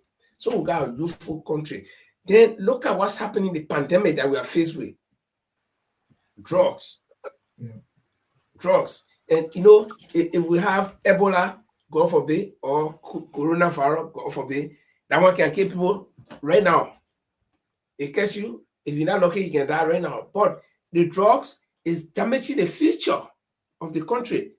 And in a country where you have visionary leader, what they will continue to do now or begin to do now is to attack that pandemic right now to prevent or to save the future, to rescue the future. Because all the people who are drug addicts now, they are young people. Some of them, I saw one video where the people in a drug center where they live in about 1,000 people living one unfinished house, and they get children. Can you imagine? You know, I was like, what? They get children here. They born children there. And we all know how difficult it is to take care of kids. Then you're born in that kind of place. So why the mother cannot stand up? No food to eat. They gotta live on drugs before, or they gotta hustle, steal, or do something to get money. So what condition the children are in? I got sick that same day. I got sick naturally. So the government should be in the center of this thing, because those are programs that people put into place in the Western world to distract the children mind from being polluted with other things, especially in this kind of age. Europe in the drug pandemic, or Europe in the pandemic, is the computer, the internet yet. You see, all the children, even when they coming from school, they crossing the road. You see about 10 children crossing the road, all of them on the phone, walking. Why is that for them? They're on the phone, chatting, crossing the road. And these are people that everything they know that are computer, phone, everything. So, and that's why parents are putting in a lot of work here. And I don't know about other countries, but I'm sure it's the same all over Europe. My sister also, they have designed program that he can hardly have time for himself. Because if you keep him home one day, like Saturday and Sunday, they're on the phone. So you just got to take them. You take him to basketball. From basketball, you go swimming. From swimming, they go do ski. Now the ski time. By the time he's there already, he get me. You say, well, you see. But in Africa, the children are adult, and I think they should put in some programs like what Bill is doing. I think it's a worthwhile, effort. But again, like he said clearly, and that we all know, they politicize everything in Liberia. Once it's not about them, it will not work. I mean, who the hell want to go spend money to improve somebody who no child when it's not their children? So that's the scenario we get. And like I said, we do not have leaders. We only got people who occupy public office. But it is a shame, gentlemen. Let me get out a little thing. When I was in Liberia, I used to play basketball. I did almost sports. I'll play basketball, little I did taekwondo, I play a little bit of table tennis and all the kind of thing. I'm not interested in all the thing too much. Okay. But when I came to Europe, I was in my 30s when I came to Europe. And imagine, I went to the football field, you don't see the children practicing. And guess what I saw? Yeah, just more children practicing. They carry football boots, everything. The whole big bag of football, all that thing. So I started getting interested to the point where I played for fourth division team and went to third division team in this country. Okay, I get developed football.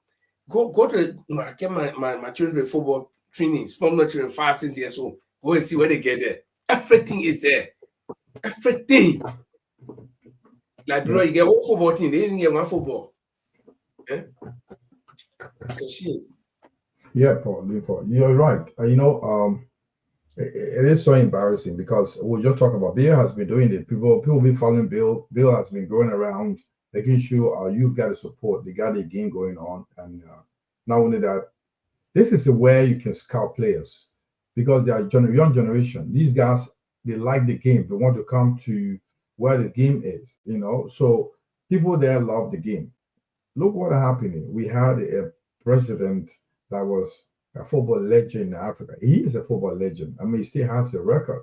Under his leadership, we couldn't even get to the African competition, the major African competition. We couldn't get into one. We couldn't get into one. If you speak of yourself a Liberian anyway, if the person is interested in sport, you know the difference. One thing to ask you, George Weah, but under his leadership, 6 years, we did not gain any step into getting into any of the continental games. We didn't get anywhere around. So that says a lot about our interest into developing our youth. Like you're saying here tonight, like you say, how do you say that? The Ado man is a double workshop, yeah?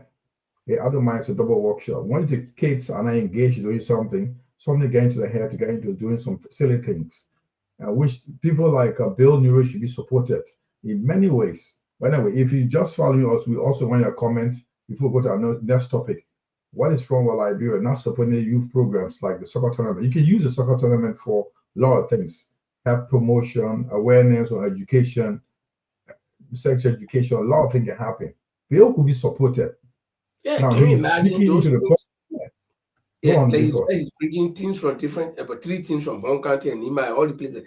Those teams, when they can't perform well, when they go by, you know what will happen? Other children that were not part of it, they say, oh, my man, we can form a team too. In Norway, we get something called Norway Cup. They can come, I think, in the summer. In fact, they can bring children from Africa. They can bring teams from Africa. But I think recently they started to limit the number of things they bring in from Africa. When they bring the children there, they can go back again. But that team should be popular.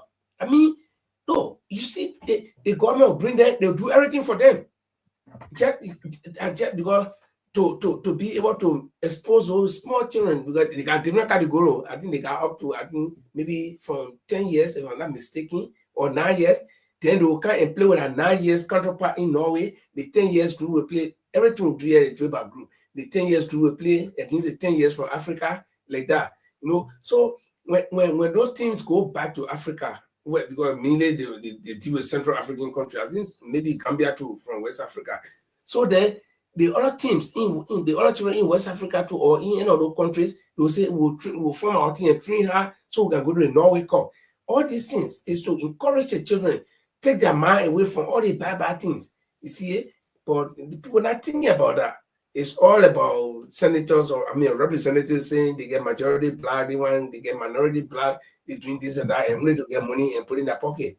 And then the parents of these children who are suffering will be the one to go and vote for them. At the end of the day, nothing at all. But then again, the voters are the ones to blame. Yeah, that's true. Right, thank you, Linford. Linford, we got 2 topics to deal with before we move on to the closing. Thank you very much. If you just joined us once again, I want to say thank you for being with us tonight on the Baron Liberia. We still got 2 more topics from our news, but we just our guest, Bill Newell, who is organizing the Honor 17 tournament in Liberia. And we're just talking about how you want to support youth development. You want to take about the country, Liberia, his country of origin, Liberia. Bill, a little bit of Bill. Bill was one time a Mighty Barrow football player. He was as a former player from the Mighty Bar, one of the leading clubs in Liberia, and also he also played on the national team in Liberia. That's Bill Newry. So we want to say thank you for joining us, for giving us some information what he's doing. He's been carrying on youth tournament in Liberia. This time he bringing youth teams from several West African countries, more especially ECOWAS country, Guinea, Liberia, Sierra Leone, and Ivory Coast probably will be joining to be taking part in the tournament. I think it will be a 3-day tournament, 27th to the 29th of December. So if you have a support, we'll be telling you Bill information from you so you can support him. Then whatever you can support it. Bill said that he's getting no support from the government, no NGO supporting him, get it from the pocket, for his own pocket, and a couple of friends around. We also encourage you to see any support you have for Bill, you can get across to him. And just tell the brother, thank you for what you're doing. Thank you for supporting youth development in Liberia. We also probably in our subsequent program will be bringing Bill information across so you can send whatever you want to send to him. And you will be grateful to receive your contribution. Thank you very much. Liva, we want to take you to another topic here, Liva. We also want to say thanks to all those who follow us. Please share the show. We are here, as a gentle reminder, we are here every Tuesday and Fridays, Liberian time, 7 o'clock, European time, Central European time, 9 o'clock, and UK time, 8 p.m. or p.m.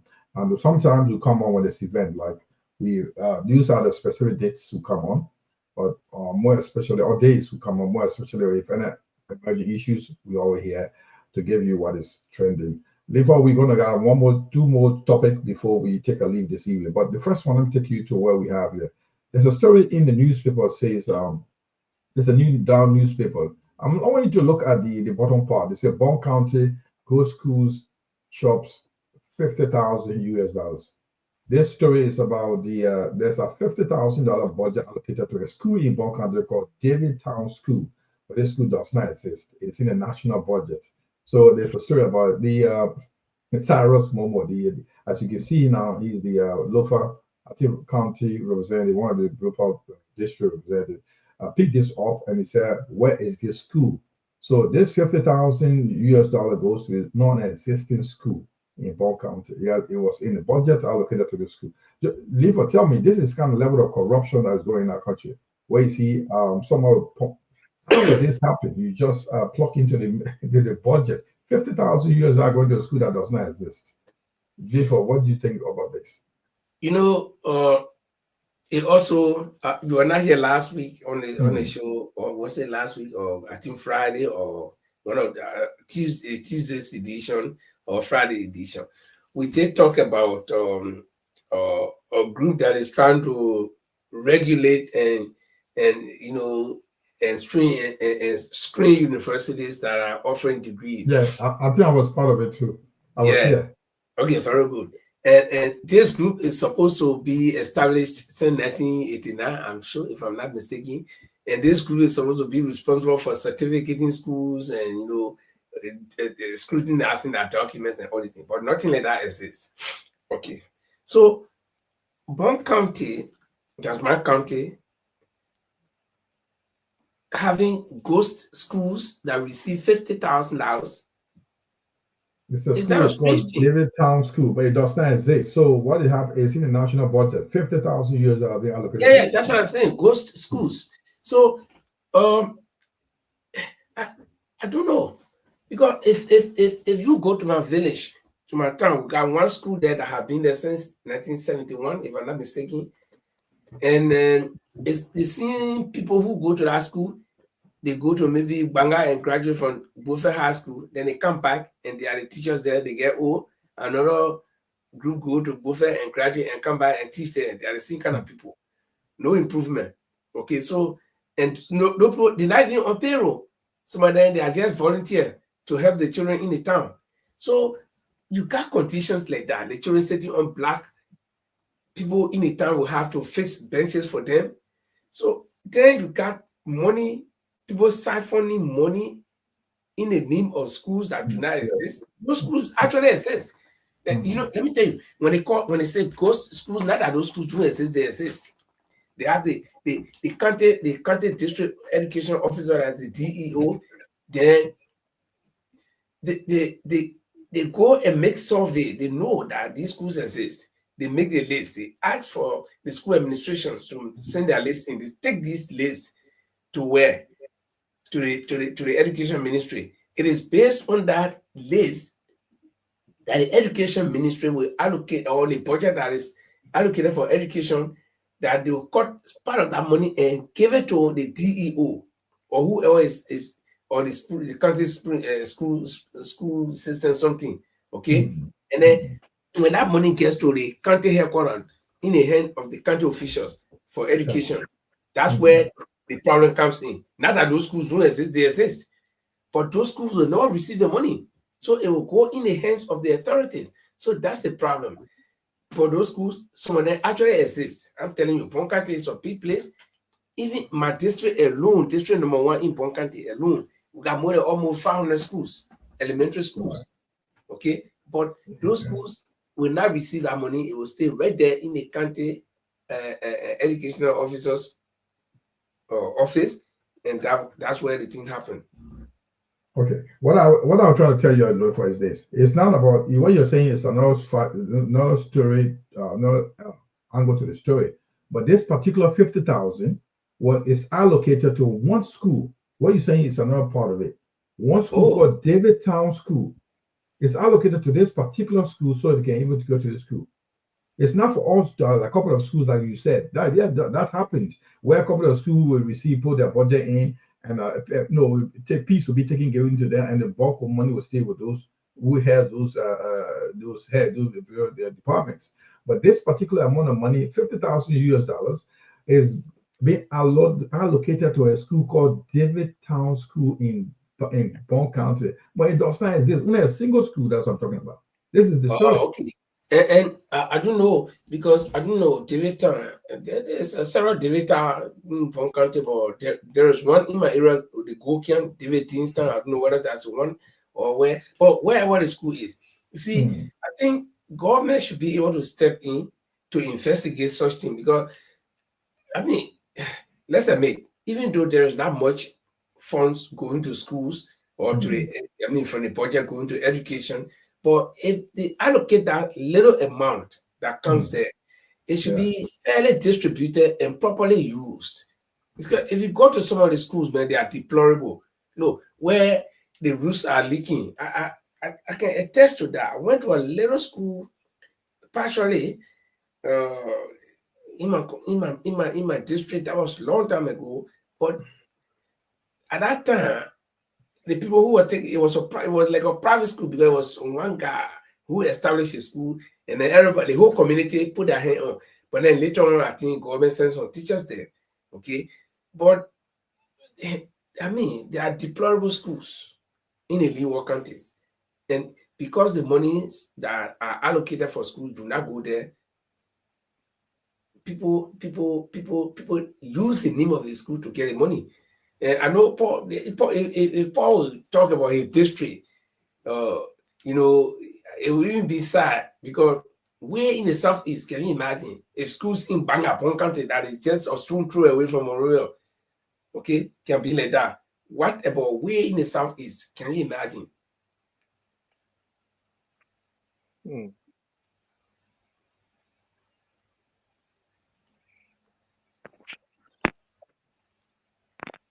Guys, can you hear me? Yeah, sure. Okay. Well, Sorry, Lifa, Paul. Yeah, it's Paul? me. Sorry, my system went cracked, so I have to come by the phone. Yeah. Right. Did you hear us? Can you hear very clear? Yeah, I heard Linford talking about school system in the southeast. What would be like if? Yeah, we are saying specifically there's a school in Bond County called David Town School, where it's being allotted $50,000 for the national budget. Cyrus Momo, who is a representative for Lofa Peak on this, and he asked this school was near completion. There was a report, so they are giving $50,000 to the school. But after investigation, the school does not exist, because David Town School in Bond County. Now, Lofa is giving general information of what's actually happening in Liberia in terms of when it's going to be, but this school most of the schools do exist. But what happened, those who put in the budgets will take this and give the piecemeal of, like, how do you say, the peanut to those schools, like piecemeal to the school, and they will keep bulk of the money. But this particular case we having right now on the screen, say Bond County, Ghost School chops $50,000. So look at the level of corruption in our system. how will the system improve, my brother? How would the system improve? That's the $1 million question, Jamal. It's all bought on leadership. If you have leaders with vision, the system will change. So the person who is responsible for the educational sector, I mean, they should know that these sort of things should not happen in the 21st century. So it's all brought down to leadership. Imagine, look, I give example here, Jamal. In Liberia, I don't know why people handle physical cash. At my place of work, you see, like if you want to buy stationery, yeah, what happened is every department have a call center number, and that number you use it and go and get stationery. At the end of the month, the call center will be able to tell you that, oh, pencil, rhino sheets, or what were used, and that money will go to HR will pay without you seeing a dime. So I don't understand why is it in Liberia in the 21st century we still do things like we in the stone age. So it's all boiled down to leadership. The leaders that come with a good mindset and innovation, all of these things will stop. All right. Thank you, Paul. Thank you, Paul. Gentlemen, before I go far, I think we got almost 2 hours going down. Quite an interesting discussion here. Just this week, our president just turned 80. One of the, he has joined the top aging president in Africa. He's among the ranks. If you look at the name of Anna Kufur, look at the people like what's his name again? Alassane Ouattara, the Angolan president, the 95 years or 90 years old Cameroon president Paul Biya, among others. So let me add him. We want to first congratulate the president, Uncle Joe at 80.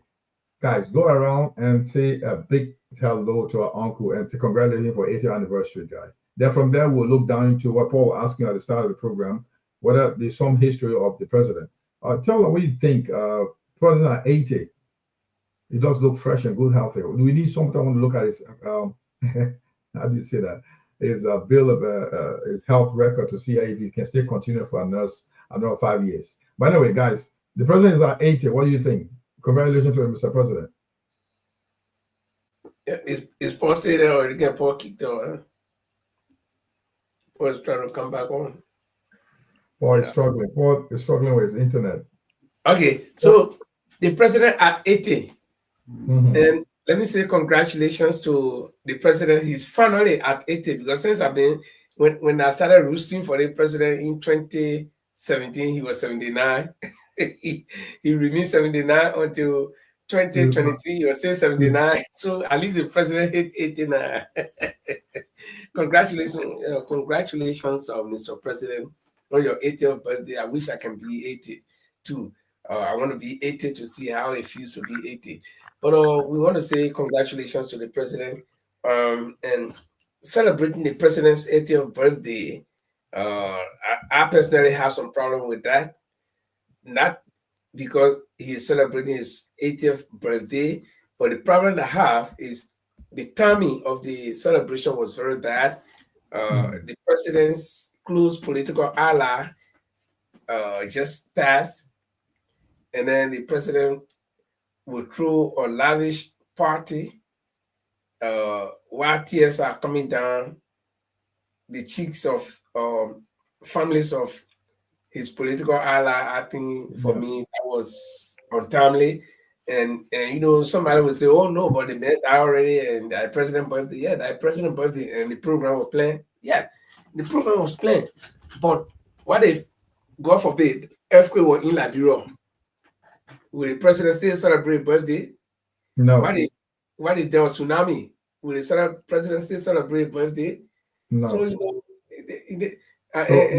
What do you think? The president should have put a hold on it and say, okay, you know what, just to pay tribute to my good friend who gave me more political power? Yes. Okay. Okay. Go on. Yeah, so I think, yeah, it's good that he celebrated his birthday, even though, I don't know, and say I've been the only president, when you were first president, we didn't even hear about celebrating his birthday. Maybe he used to do it quietly. But now, since he became president, a lot of things have been happening. His wife birthday, they will celebrate, anniversary, they celebrate. You know, Yeah, so you can argue that he's a public figure. He can celebrate if you want to. What do you think? yeah, but he has been for public figure for all the years, 45 years in government, and he has not yet been government employee. He has been manager, director, and all the kind of. But no, that's not the point. The main point here is that the timing was wrong, Mr. President, and it's done. We cannot undo it. But you can be moony and then laughing at the same time. I mean, you can laugh. I mean, not that when somebody die, you can laugh, or having party, lavish party, and besides the party alone, I understand people were paying to enter a huge amount of money, and it's a lot of conflict. I think they said it was a kind of they turned as a fundraising. That's what That's a they're looking fundraiser. You see, and fundraiser, can you imagine that this is the president? This is the president, and there is something they call the code of conduct that this allowed people in his caliber, leaders in his caliber, or under the code of conduct to receive anything like gift. Because that if that is his I call it foundation, then nobody should be giving money to that foundation while he's president, and especially on his occasion. Okay, the foundation could launch a fundraising program by itself. Okay, and even if possible, the president should not even attend that particular program in obedience to the code of conduct. But at your birthday, and then the people giving that money, people even buying ticket. I understand government officials were even forced to buy ticket. So, but again, that's Liberia. The law can apply to certain people and it can apply to certain people. So, but all in all, we say at least you turn 80. Finally, you turn 80. Congratulations. Thank you very much. Thank you. I want to say a big thank you for those who follow us, those who helped to share this show tonight. I want to also remind you that we have people that really like the show, people like Sue Kalik, Betaki, Ezinata. We also have Reverses Pro. Fifi also just joined us. We also got B. Bonja. Is it Banja Taylor? All these are people that just like the program. And thank you very much for liking the program and subscribing to our program.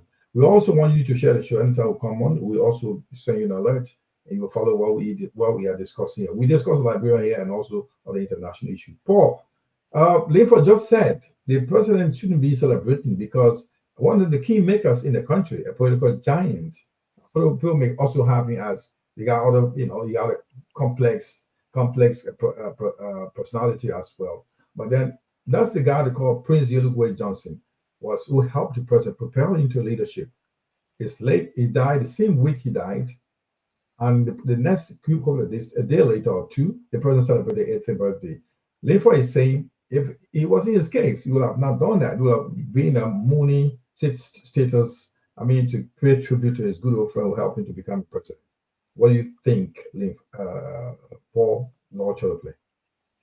So, Jamal, I don't know if you guys can hear me loud and clear. Yeah, very loud and clear, very loud and clear. Right. I think I tend to agree with Linford. And this his good friend that fought for him to become president and gave him a vice president that made him to win the presidency.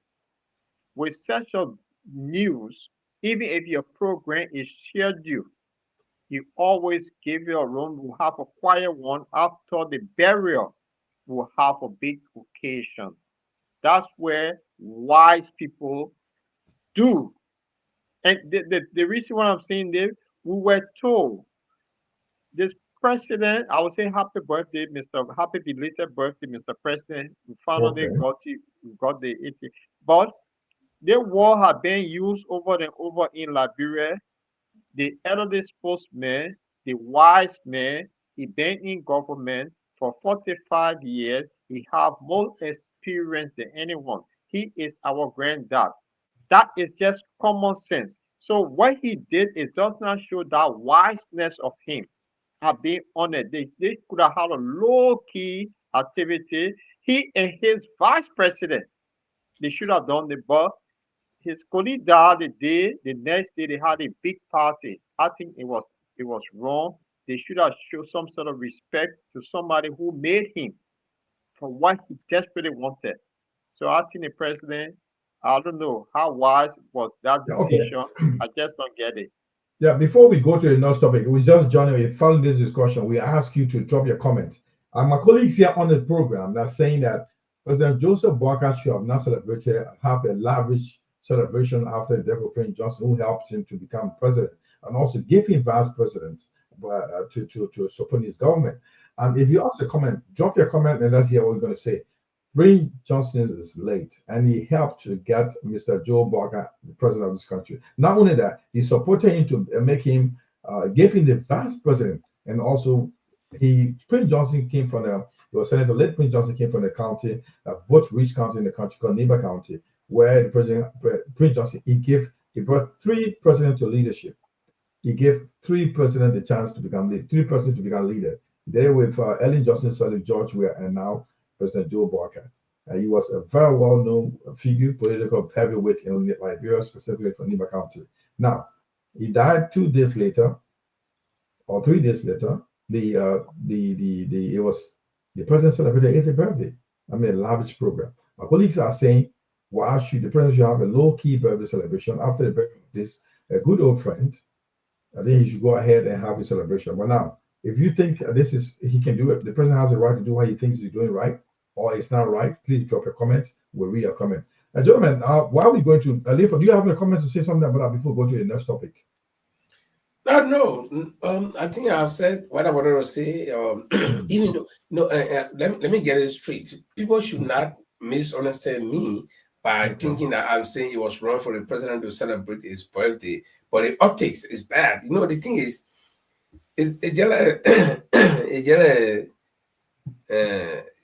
something bad happened to your neighbor, then right next to, and you and the neighbor are very close next to, and they're celebrating. So people, they optic, why it is that you need to celebrate your birthday, but the timing, the timing is wrong. That why I just gave an example that what is tsunami are taking place in Liberia. That's in the, and then the president will go celebrate a birthday next day. No, it will not happen. So the timing is very important, probably because what we do as journalists, we go by time. We consider time very important. That's why I'm always time conscious.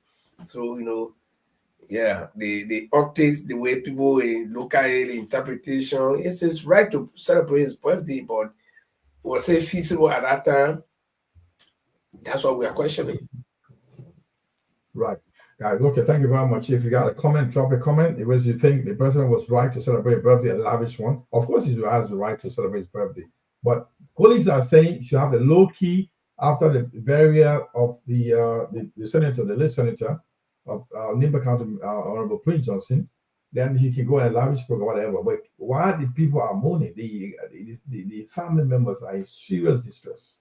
He's having a very lavish program while even asking people to pay money to enter. I mean, you use it as a fundraiser. If you have a comment to make, please drop your comment. Let's read a comment. Thank you. The next thing to discuss here, the president is an old story, and we want to dig into it. It's quite interesting. I want to pick up from this story. The president was living, he traveled to Sierra somewhere around December, I think November 23rd, he was in Sierra. He made some couple of visits, and we want to take something that got to our attention, we want to bring to your attention. Paul, you want to take on this through what do you see? The president was in Sierra Leone. Do you have a video to run, or if it's not, we can run the newspaper clip from the executive mansion? So Jamal, what I would suggest to the team, that is a very big topic, and when we have a lot of people on the program, I think it'll be a good thing to discuss. So can we table this for another time, because that is interesting topic, right? Very interesting and very informative. So I may suggest, and I appeal to you guys. Can we discuss it when we have more audience? All right. I think granted. Alifa, what do you think? Yeah, sure. All right. And you want to take this time to thank or say a happy evening to all. Thanks for joining us. But just before we close up, yes. Because the reason I'm bringing it back is because we brought it on the international news. Paul mentioned that in South Korea, there was a martial law in place. Because the president learned that the parliament were trying to vote him out, vote of no confidence or something like that. And so he dismissed the parliament. But the latest news I just got is that the South Korean parliament has voted to defy the president by lifting his declaration of martial law. So the parliament, he dismissed the parliament, but the parliament North Korea or South Korea? South South Korea. Korea. You can't try that in North Korea, man. Yeah, and the reason why you can't try it in North Korea is that the people you'll be dead in the leaders, so they can't do anything. They will back anything that leaders say. But on the south side, it's different. So they might dissolve the parliament, but the parliament came by and they defy him and even lifted his I call it martial law, and so the street is people clear, people can go and do anything. So we'll see what will happen in the next few hours, because of course it's day in South Korea now. Why it's in the United States there, so we'll get to know by tomorrow morning. Yeah, thank you. Thanks for that little chipped in for making some highlight and update on what's going on in South Korea. He said the parliament has defied the president pretty much. The thing is so funny when I heard that. I said, wait a minute, what's going on? So one may have power to dissolve everything. What's going on in this place? So it's good that they stood their ground. Well, they stood their ground. They said, no, you can't try that thing. Yeah, before we take a round to go to our colleagues to give the final round, the parting comment, I want to say, if this were, if this were probably Russia or Venezuela, would hear the news the way the Western media will frame it, because it's one of the Western countries, so it's like low key in a way. But if it was one of those countries that say, oh, it would be a big thing effort now then. So I just want to throw that in there. Yeah, thank you. Just another reminder, and the next edition will be on Friday. If anything pops up, anything trending issues will be coming up. Be expecting.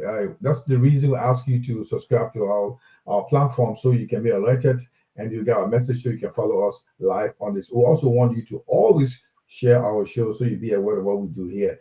My colleagues, they are also host here. Lynn for Egon is in Norway, and we got Paul Chodoplay in London. Contribution always comes from Francis Meno Mensa from Sweden. But now, before I go to my colleagues to give the parting comment, and we want to go around and say, recognize those who make comment on the show tonight. First, I want to go Chandela Brown Chodoplay. Thank you very much. River says Pro. Thank you for following us. Not forgetting Sue's Kalik. Thank you very much. Not forgetting Bataki Zenata. Also will join us tonight here. And we've got a couple of people that join us tonight. Oliver Chair, a big hat off to you. And not forgetting other people that are really here tonight. River says Pro and Fifi. Fifi, thank you. And I said, another person that joined us that really came in later will say, Banja Taylor, Banja Taylor. Thank you very much for liking and subscribing to our show.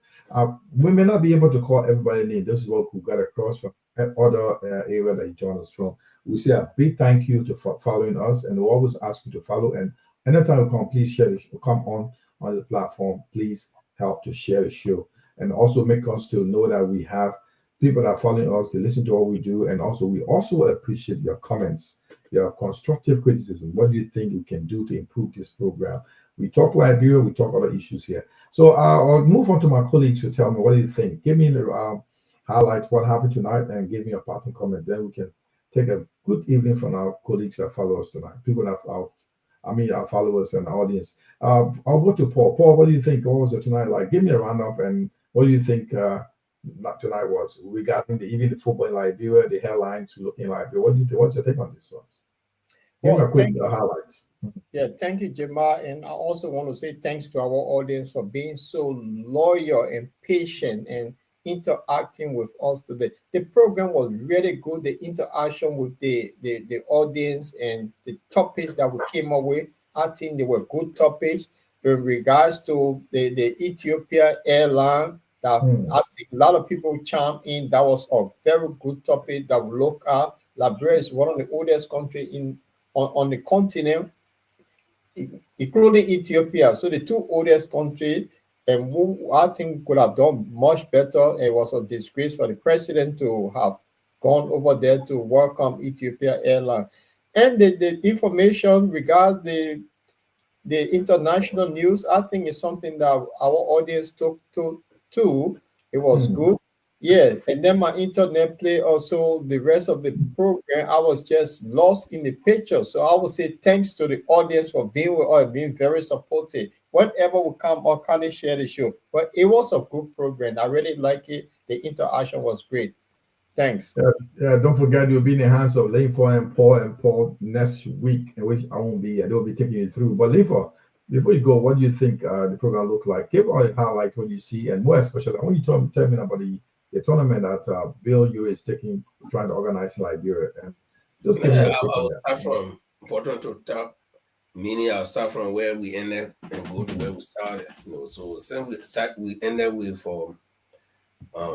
the president having his birthday, his 80th birthday. I want to say congratulations to him. It was good that he reached 80. Not many people can reach that stage. The Bible says men will live actively for 3 schools, and we do our human calculation. That's around 60 years.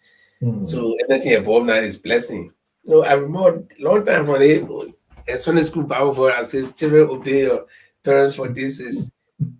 I think commandment, and then your day will be long upon the face of the earth. So you remember that. You remember it.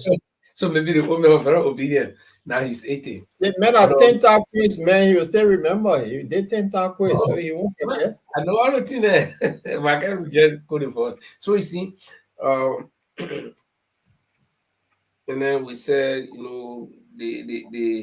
the timing was wrong. He has the right to celebrate, but the timing was wrong. But it's done, and that's it. And we hope that other people will take some clues. Bill Neary's effort, working with the youth, I know it's not an easy thing to do those kind of things. The children, like we can say, like brother, more sweet. There's something they can eat. You go back or they come from playing football. I know what I'm talking about. We're picking there. You're coming from playing football, but even the restaurants that you didn't eat today, you're going for. You'll be looking, or you live for all the part out there to see what else when they say there. So the children can eat. So if anybody has anything to help them, help Bill, so that he can help the children, because that will go a long way. And some of the children might just become professionals through what they're doing, what Bill is doing with them.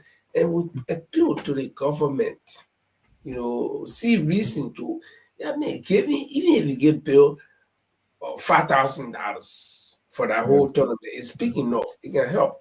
But you got people who you pay thousands of dollars for doing nothing, only for they and their family. That's wrong. And so we want to encourage Bill to keep the efforts. Maybe one day, there will be a leader in Liberia. Like I said before, we have people occupying the seats, but they are not leaders. No.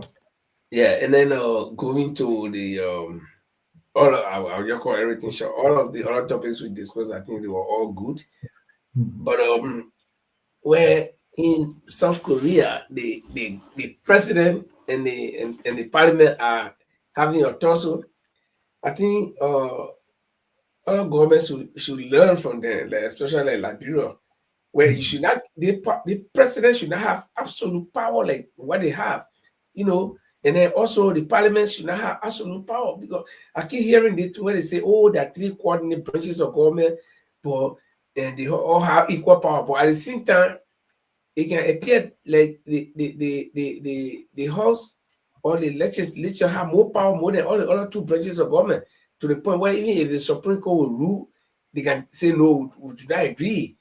And then the executive that is supposed to execute or enforce the law after the Supreme Court interprets it, will sit down there like a big, toothless bulldog, and then the lawmakers say they get their own law that nothing can overcome. I get confused with our system of democracy.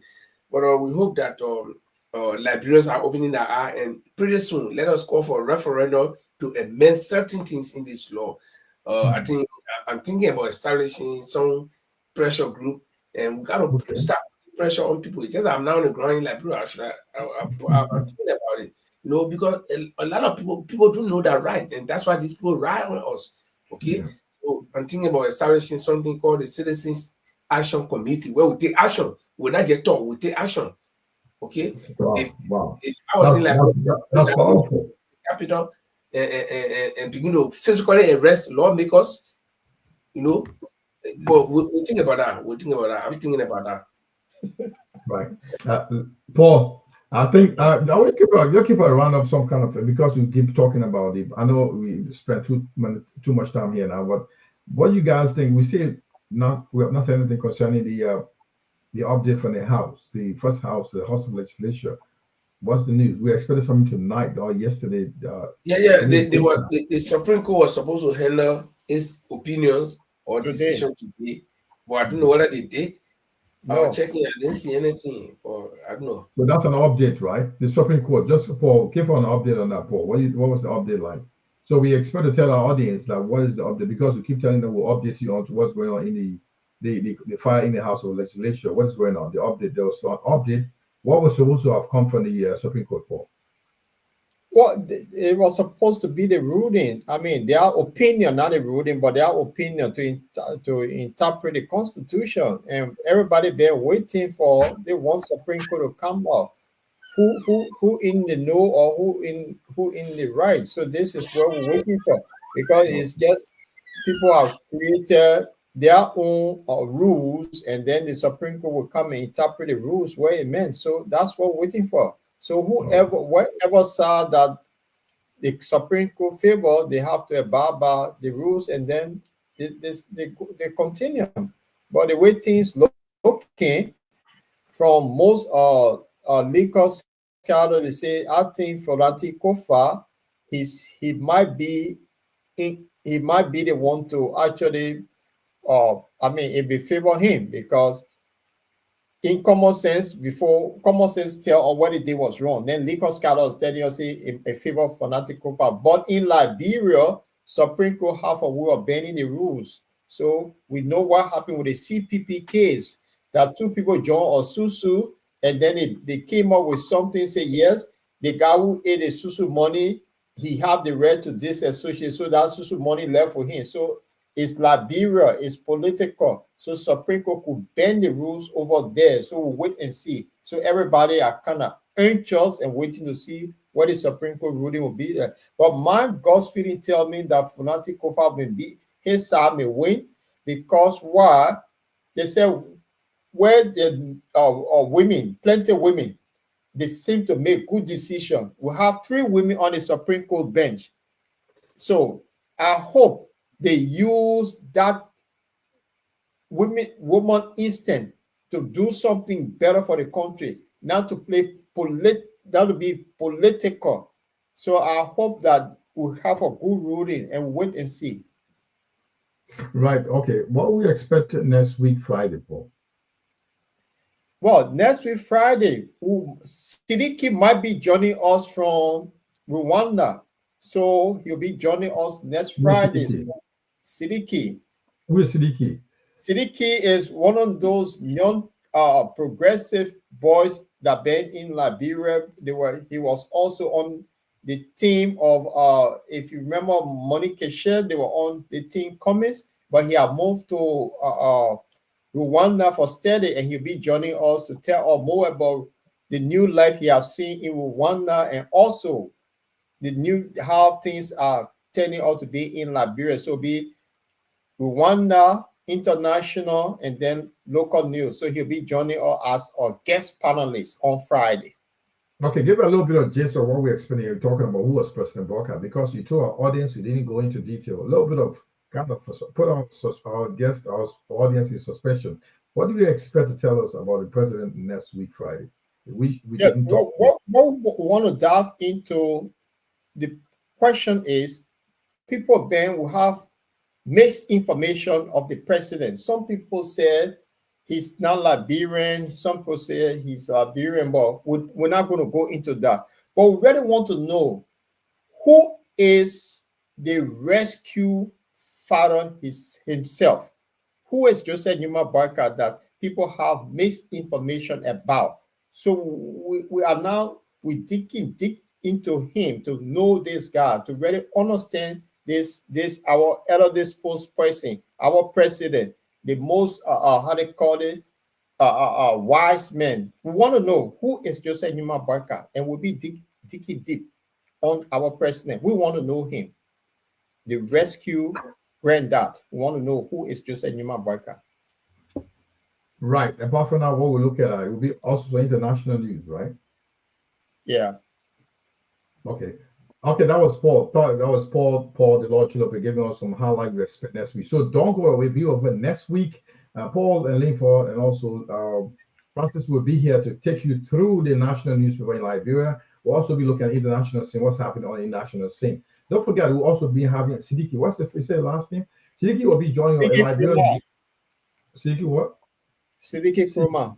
Siddiqui Krumah will be joining us from Rwanda, Kigali, to tell us a young Liberian artist studying in Rwanda. He was going to tell us a life in our country and see how much you can learn from what he's doing in our country. Not only that, we'll also be digging deep into our local newspapers. We'll be reviewing our Liberian newspapers, giving some headlines and make sense of it. And we will read it from our own perspective. Lever always say, you have read the news, we will read it from the way we look at it. We'll show you how we see it, and we'll come. We also want you to comment. We want you to be part of what we do here. We expect you to share with us your thoughts. And don't forget, always subscribe this program.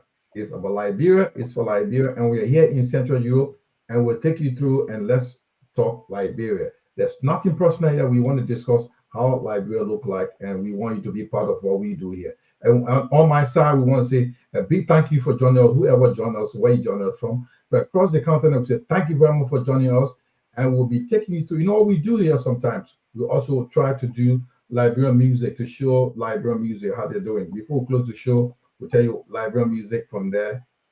And we will also tell you thank you very much and have a lovely Tuesday evening. My name is Jamal Kamara. Tonight with me was Linford Egwengwe for Norway, Paul the Lord Chilop for London. Also have Francis Melo Mesa, who's based in Sweden. Also tonight our guest was Bill Nure. Bill Nure is a football FIFA licensed coach, right? Or FIFA licensed agent.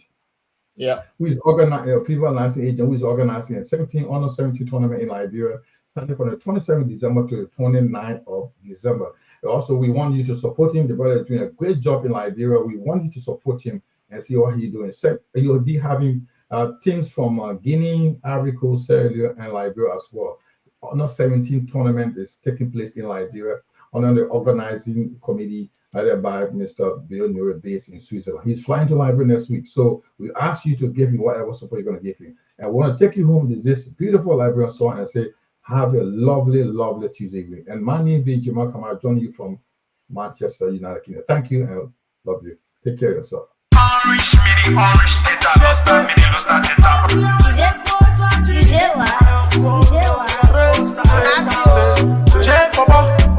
I go to my uncle place. He telling me, easy, oh. I go to my auntie place. She telling me, easy, oh. That who I will complain to. But my uncle ain't complaining. That who I will complain to. But my uncle ain't complaining. Liberian people probably can't finish. Every day they probably just increasing. We take pay, can go in the kitchen. Oh Lord, Liberian people probably can't finish. Every day they probably just increasing. We take pay, can go in the kitchen.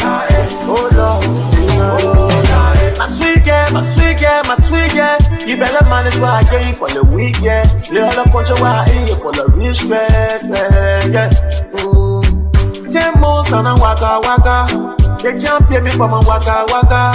The whole country now scatter. Everybody on yama. Men for rest, higher. Children school fees, higher.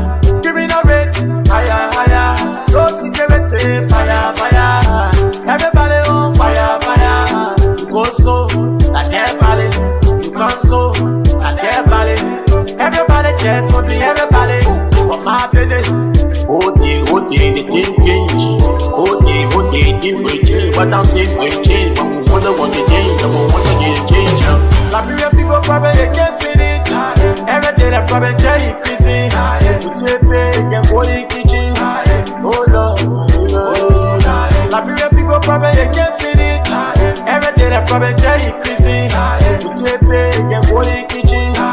Oh Lord, I go to my uncle place. He telling me, you know he say oh. I go to my auntie place. She telling me, you know he say oh. That who I will complain to, but my uncle ain't complaining. That who I will complain to, but my uncle ain't complaining. Liberian people probably they can't finish. Every day they probably try increasing. We take pay and go in kitchen. Oh Lord, Liberia. This is the Bottom Line Liberia. Join us on Facebook, YouTube and online radio. This is the Bottom Line Liberia. This is Bottom Line Liberia.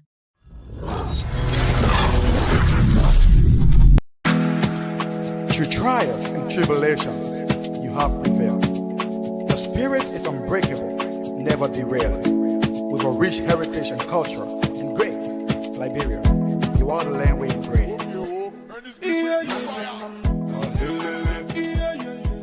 You are well